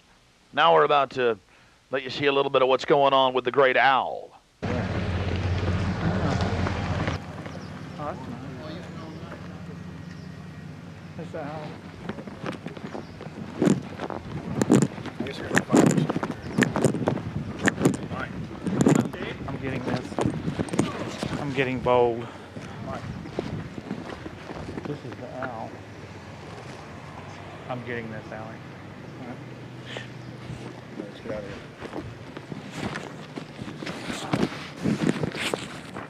I like that.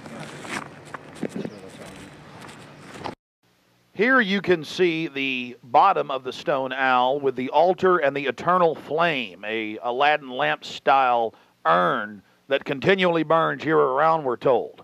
And here's a side shot from about 30 yards away of Moloch, the Canaanite deity to which children were sacrificed to in Babylon.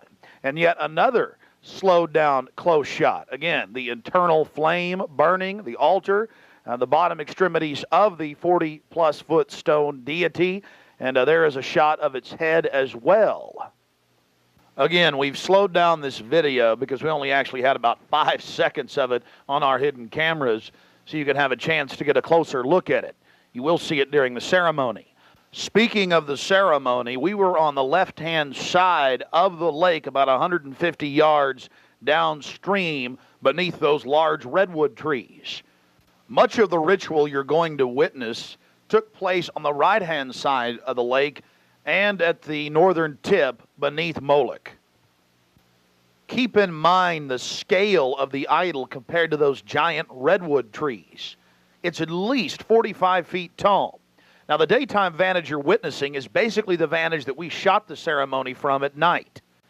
This is America, and it's been going on for 120 plus years in Northern California.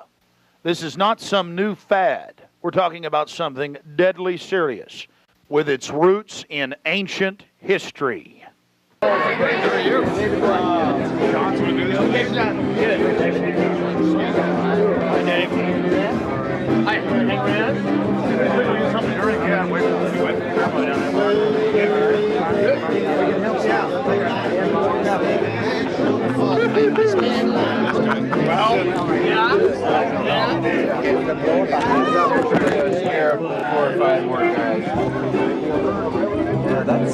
may have to.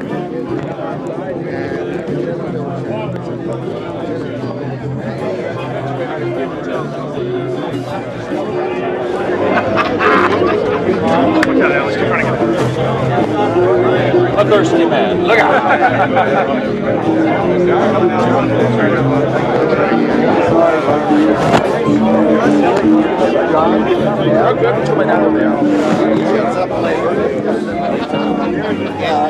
I'm sorry. Why?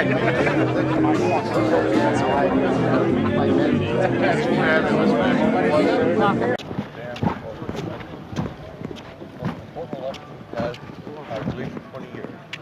Reagan was a turning point for us. Didn't realize at the time it was. And anytime we shoot. Turning point for us. Oh, really? So many liberal Democrats in their time to change things around. Morning. It was all live? Oh, is that right? No. It's probably as accurate as we know. Yeah.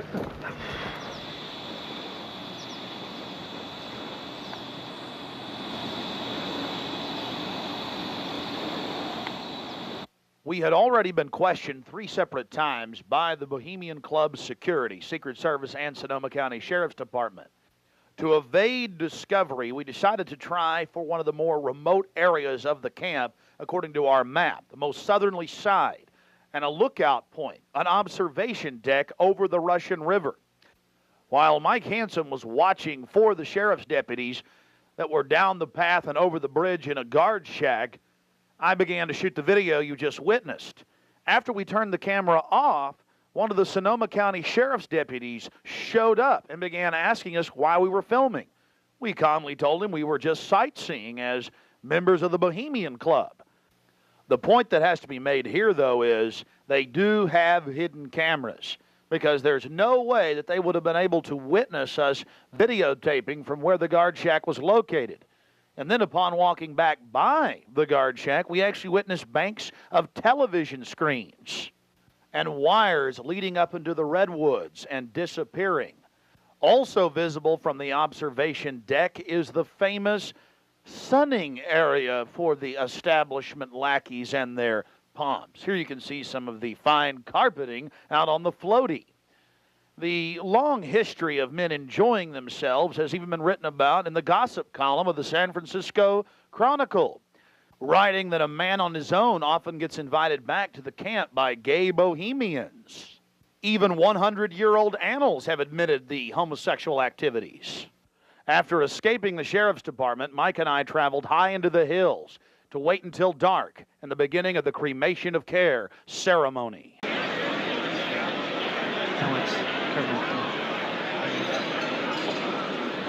Before the cremation of care, all the Bohemian Club members begin a massive feast of revelry.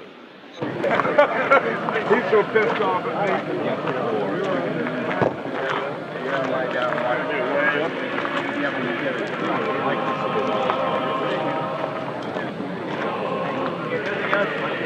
When you walk away with the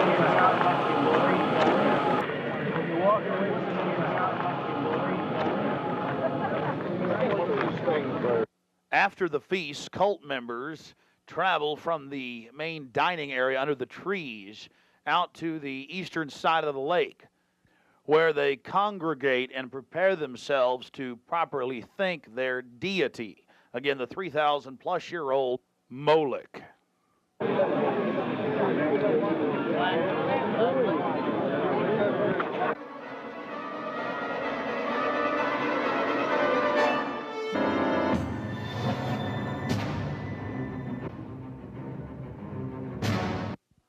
The occult activities are coming up. And then after the actual ritual, we're going to give you some more of the history surrounding it. But first off, I wanted to draw your attention to the program that was given out to the spectators or the viewers. I guess an occultist would call them novices, who actually watched as the priest and their supporters engaged in this ancient rite. Now, you're looking at a little demon called PJ that was on the front of the actual program. It's kind of an Hieronymus Bosch style. He's got a little broom and a dustpan, and he's sweeping something up. Now, even more shocking is the figure of a human body burning in the flames. In fact, I've shown it to people that are experts in anatomy, to actual doctors, and they say that the anatomical size is that of a baby or small child. Notice how large the cranium is in comparison to the torso, that is the ribs. Understand, ladies and gentlemen, this is from the program itself given out to the establishment lackeys witnessing these sinister activities. Remember, in Babylon and Tyre, they would throw their children into fiery pits. Look at the size of the hands compared to the rest of the body. Only children show these anatomical details. Now, of course, it's been airbrushed in, but it shows the psychology. Now, this is the only skull we actually caught on tape. We've blown it up for you over one of the major meeting houses. Of course, it's not a real skull. It was extremely oversized up on the signage. The point we're trying to make here is the entire compound was literally infested with symbols of death, skulls, owls. At long last, here it is, the cremation of care unveiled.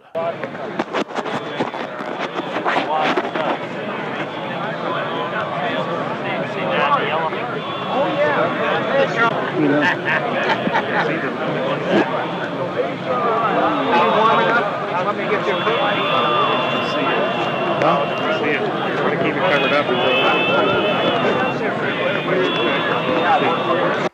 As we sat there in the darkness, not knowing what we were about to see in the gathering crowd, suddenly, across the small lake, we saw a carriage with men in black and brown cloaks, robes, in front and in back, bearing a bound body. Remember, it was a hidden camera and at somewhat of an angle.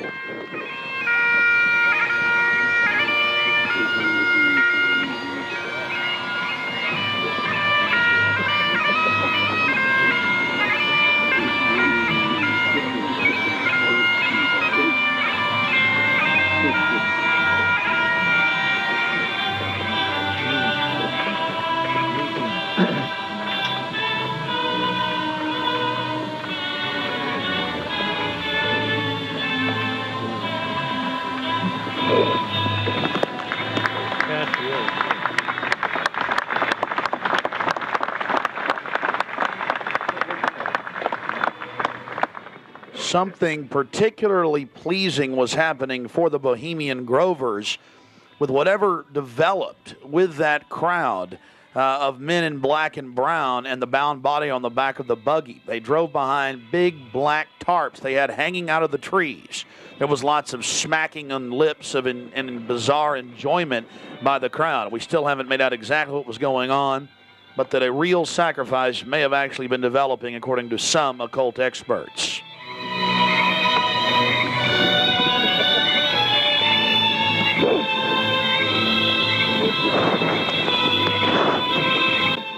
All the time in the darkness across the small lake, the men in black were doing something behind the dark curtains hanging from the redwood trees. Then after about 10 more minutes of music, suddenly all around the owl, activity began. Here is the main central part of the ritual. The owl is in his leafy temple. Let all within the grove be reverent before him. up your heads, O ye trees, and be ye lifted up, ye everlasting spires. For behold, here is Bohemia's shrine, and holy are the pillars of this house. Weaving spiders, come not near.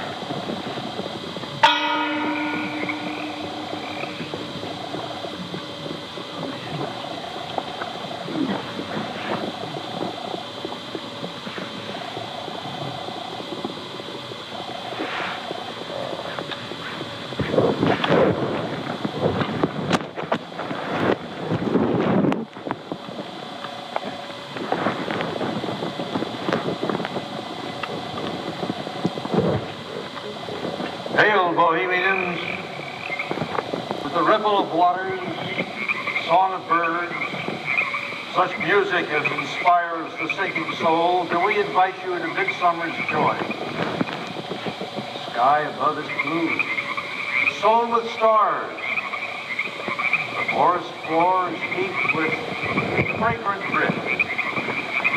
Evening's cool kiss is yours. The campfires glow.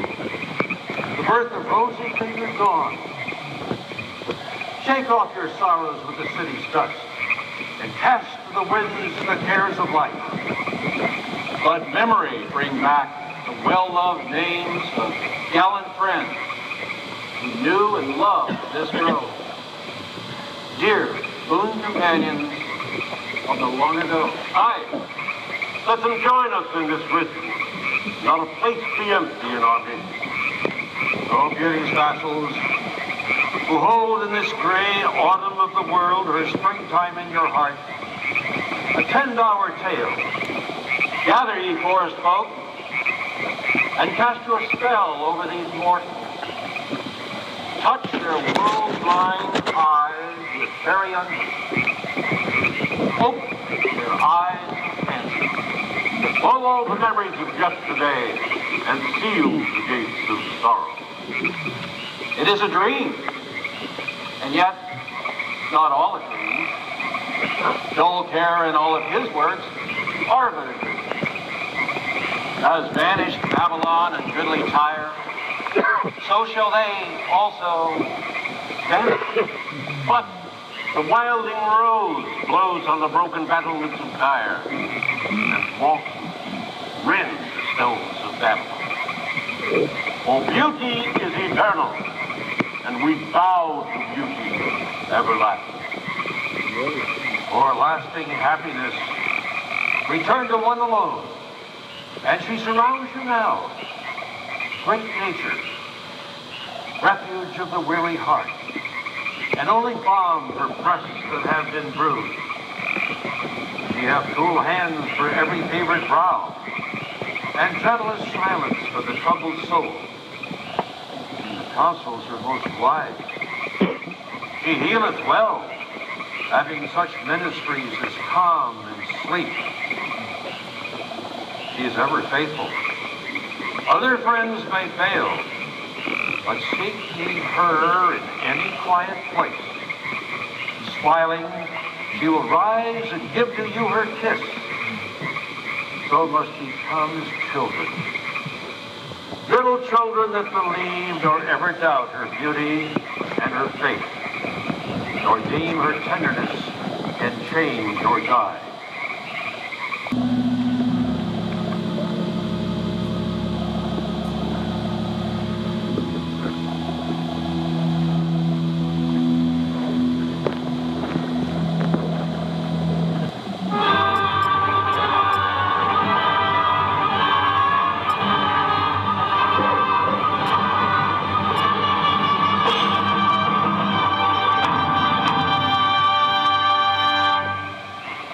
Bohemians and priests, the desperate call of heavy hearts is answered. By the power of your fellowship, dull care is slain.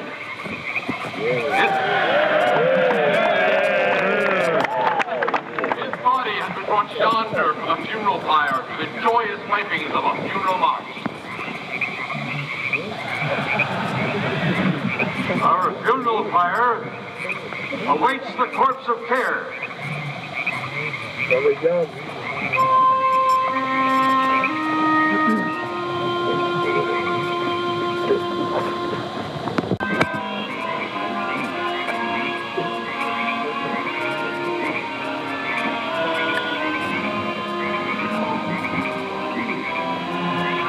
Here you have the boatman, his face was painted up like a skull, bringing the bound body across the water. Again, we'll have enhanced video of this later. And let's see if you can pick up all of the different occultic meanings in the speeches you're about to hear.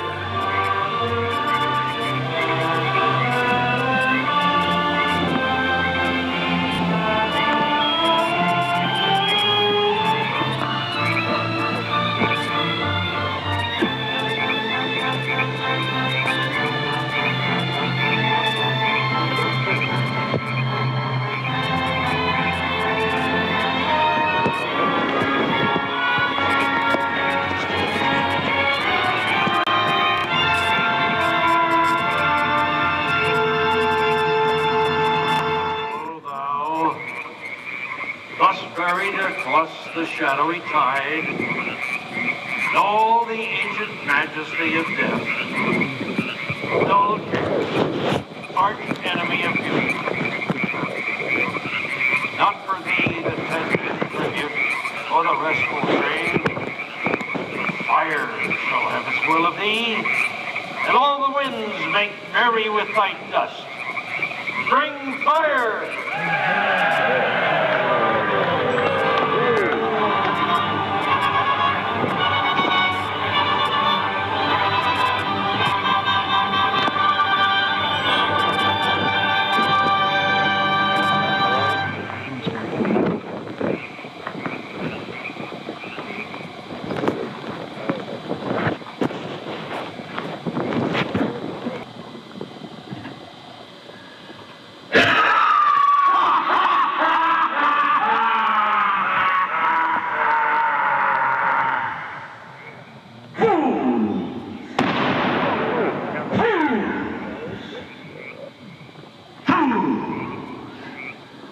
When will ye learn that me ye cannot slay? Year after year ye burn me in this grove, lifting your puny shouts of triumph to the stars. But when again ye turn your faces to the marketplace, do ye not find me waiting as of old?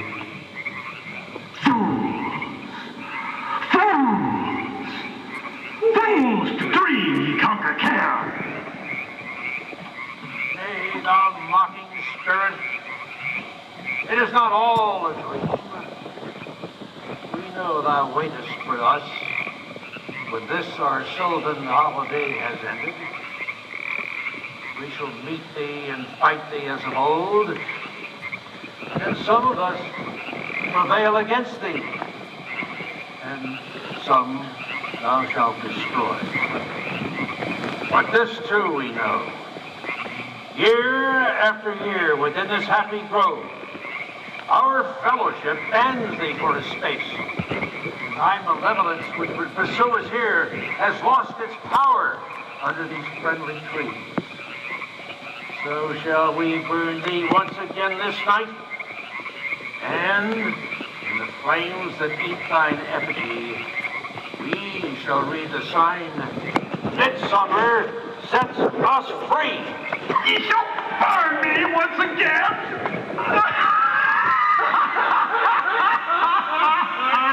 Not with these flames, which hither ye have brought from regions where I reign. Ye fools and priests, I spit upon your fire.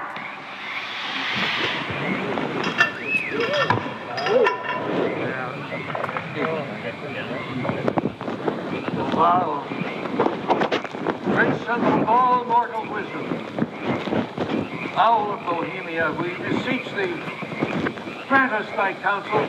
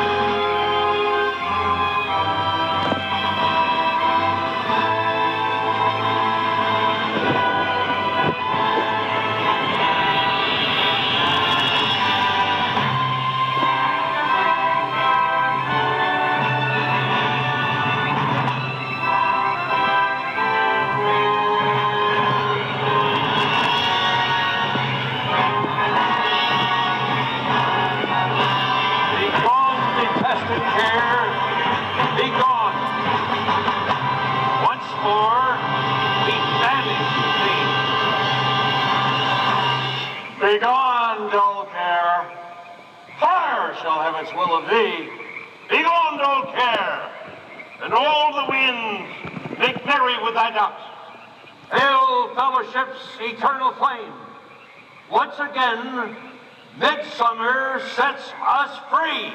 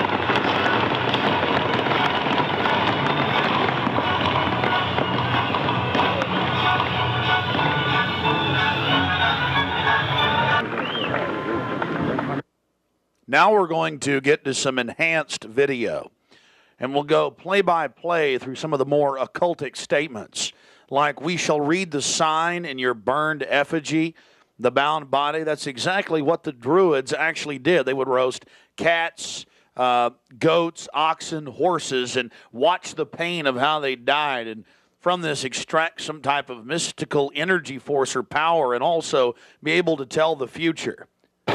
Owl of Bohemia, we beseech thee, grant us thy counsel. Upon further research of the ritual you've just witnessed, it becomes clear. It is a mixture of the Babylonian Canaanite cult of Moloch, fused with ancient Druidic rites, where you have the female side of Satan, which they first call out to in the she, and then towards the horn god with the he, mixed with Masonic rites from Scotland. It's very likely that many of the 1,500 to 2,000 member crowd had really no idea what they were actually watching because it was thinly veiled.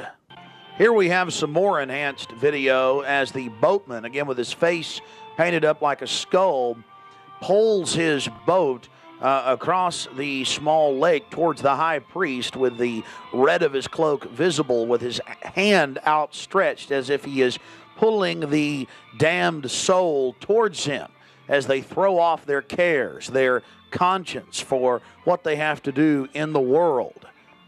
Also, you have the arrangement of the circle of higher level priests around him, the high priest in lighter colors, and then the outer rings of red, and then those in black. This is consistent with the darker workings of the occult, not just with the Western countries, but also worldwide. Now, when you see that black edge coming to the field, that's because we zoomed in on the video, and many times the picture was almost out of the screen, so that's the edge of the field or the view of the camera.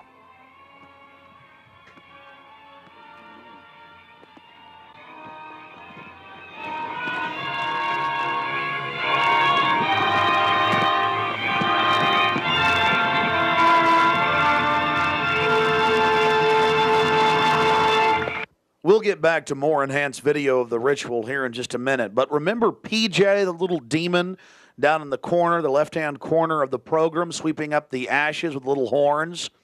And how can you forget this? The image of a human body burning on the altar. Again, this is what they were handing out to those that were witnessing these macabre activities. But again, from Babylon on into ancient England, the word bonfire, meaning human sacrifices being thrown into fiery pits, turned into today's bonfire. After the sacrifice, members of the cult would sweep up the ashes of the victim and use them in future rituals. One of the things that is extremely obvious by looking at the program handed out to Bohemian Club members is the person creating the program had a deep understanding of the occult.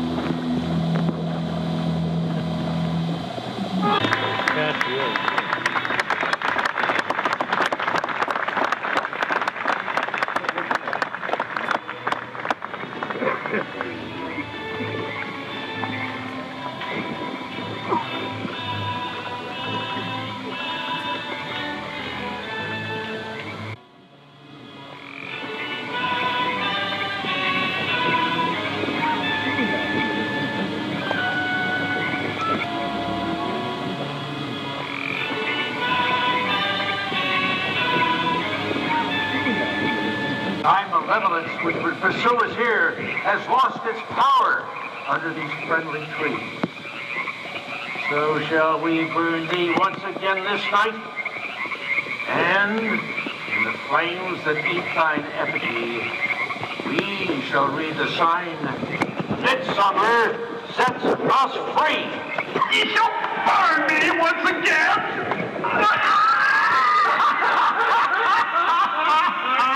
Not with these flames, which hither ye have brought from regions where I reign.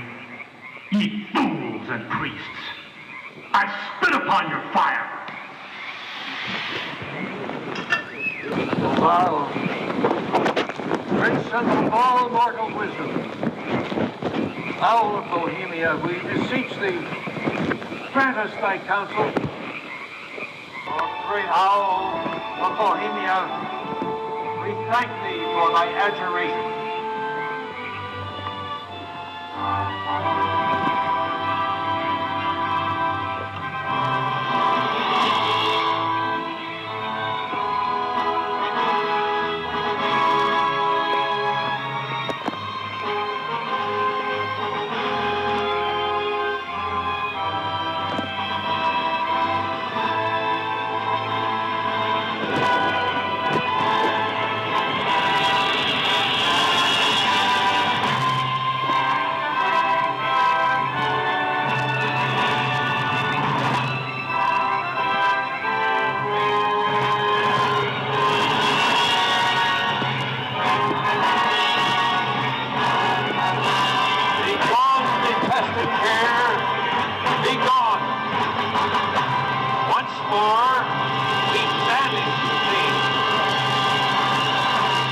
Begone, dull care. Fire shall have its will of thee. Begone, dull care. And all the winds make merry with thy dust. Hail, fellowship's eternal flame. Once again, midsummer sets us free.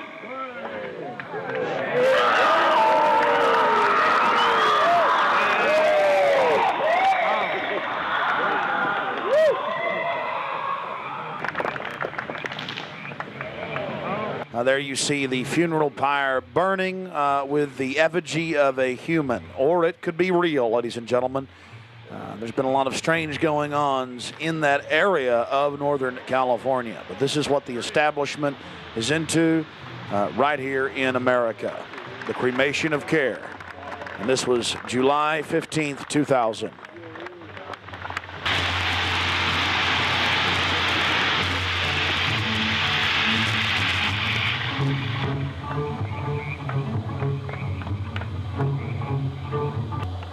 These people are deadly serious, those taking part in the ceremony.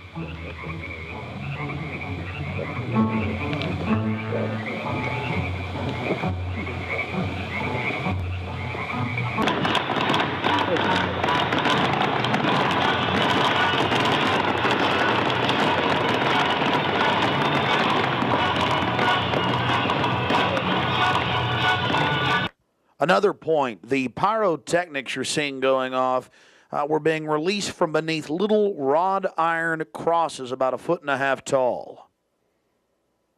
Also, notice the screams of pain coming from the sacrifice.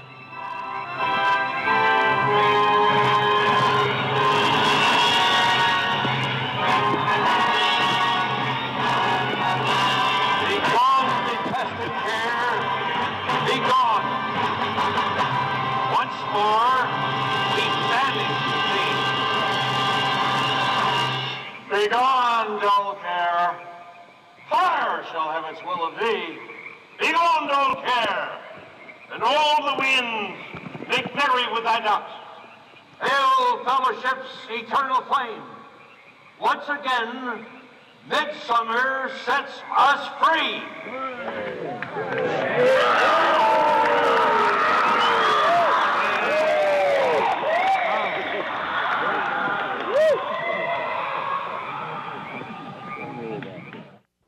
One of the facets of the ritual that goes deeply into the occult, again, we've already mentioned the Druids at their bonfires or bonfires throwing bodies into fiery pits after ritually cutting their hearts out or slitting their throats.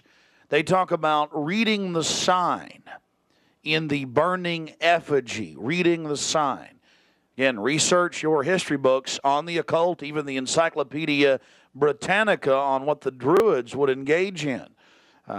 This is just unbelievably macabre and evil. So shall we burn thee once again this night, and in the flames that eat thine effigy, we shall read the sign. Well, we're going to confront George Bush on Bohemian Grove. George Bush Jr., they've been announcing on CNN, MSNBC, on television last night and today. For the first time in history, they're admitting it, why the vice presidential decision was made at Bohemian Grove. George Bush Sr., the former president, and Colin Powell and others. So now they're just throwing it in everybody's face. We've broken the story over a week ago. July 15th, we were in Northern California. They're trying to ignore it. George Bush is down here at the governor's mansion across the street from the Capitol, about to announce Dick Cheney as his vice presidential running mate. We're going to go blow the party for him and get the information out to people. We're not going to stop. We're getting in their face.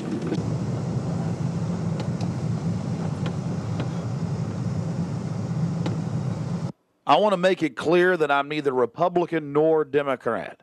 But the facts speak for itself. George Bush Sr., Jr., even their grandfather Prescott Bush were all members of the Bohemian Club. So we dropped by to, well, let them know that we're fully aware of their activities. This is massive. This is how George Bush dresses up, right here. We got him on tape. This is how they dress up, right here, in red and black robes. A little more pointy, though, like the Klan. We've got him on tape. This is how George Bush dresses, right here when he's in the Bohemian Grove. This is how he dresses. We've already put it on television. Absolutely disgusting. George Bush isn't a conservative. He's not for family values. He is nothing but a Luciferian twit. A Luciferian twit, Bush. You may think you can feed on the human population. We say no to you. We're on the march. The empire's on the run. Long live the Constitution and death to the New World Order. We stand firm. We stand strong for America against your evil, Bush. And we're going to get this story out, and we're going to continue to push it because the truth will not be hidden. That you are part of a 3,000-plus-year-old devil cult for the Al Moloch from Babylon as well as Tyre. We have the high priest admitting all this. We have it on videotape. It is documented. It is documented.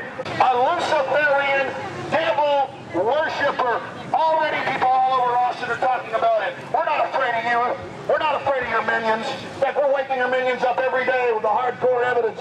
We know your father met 11 times with Bill Clinton in 91. The whole thing was stage managed. We understand you've been helping to sell this country out, Bush. And we're going to expose you and your Luciferian rights. We have the videotape. This is a massive story. One of the stories of the century. One of the stories of the century. How you had the Luciferian Pope for 121 years in Northern California. I went inside for the cremation of care. I witnessed the entire debacle. Many of these Secret Service agents have been in, no doubt, protecting these people inside of this system. There had to be, in my belief, an occultist, a deep occultist, who designed each of the elements of this ceremony. It wasn't just a bunch of guys sit together at a bar and said, hey, let's have a good time, the cremation of care, and why don't we do this or that. I believe it was purposely designed, each element in its turn, for what they did. No doubt about it. Ladies and gentlemen, you've been watching Dark Secrets inside Bohemian Grove. The facts we've shown in this film are absolutely documented. I would only hope that the people of the world realize the organized evil we're dealing with at almost every level. Republican, Democrat, you name it. They're all working on the same team. Ladies and gentlemen, it's called world government, the New World Order, dehumanization. It's not a joke. It's deadly serious. Unfortunately, they've been breeding societies to think everything's a joke. I'm here to tell you truth is stranger than fiction.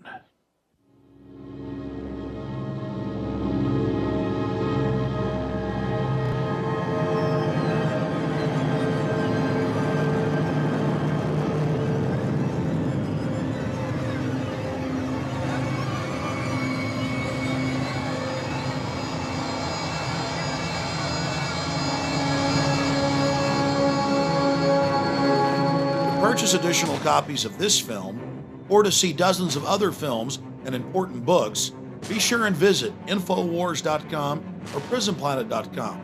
Or to order, simply call toll-free 1-888-253-3139.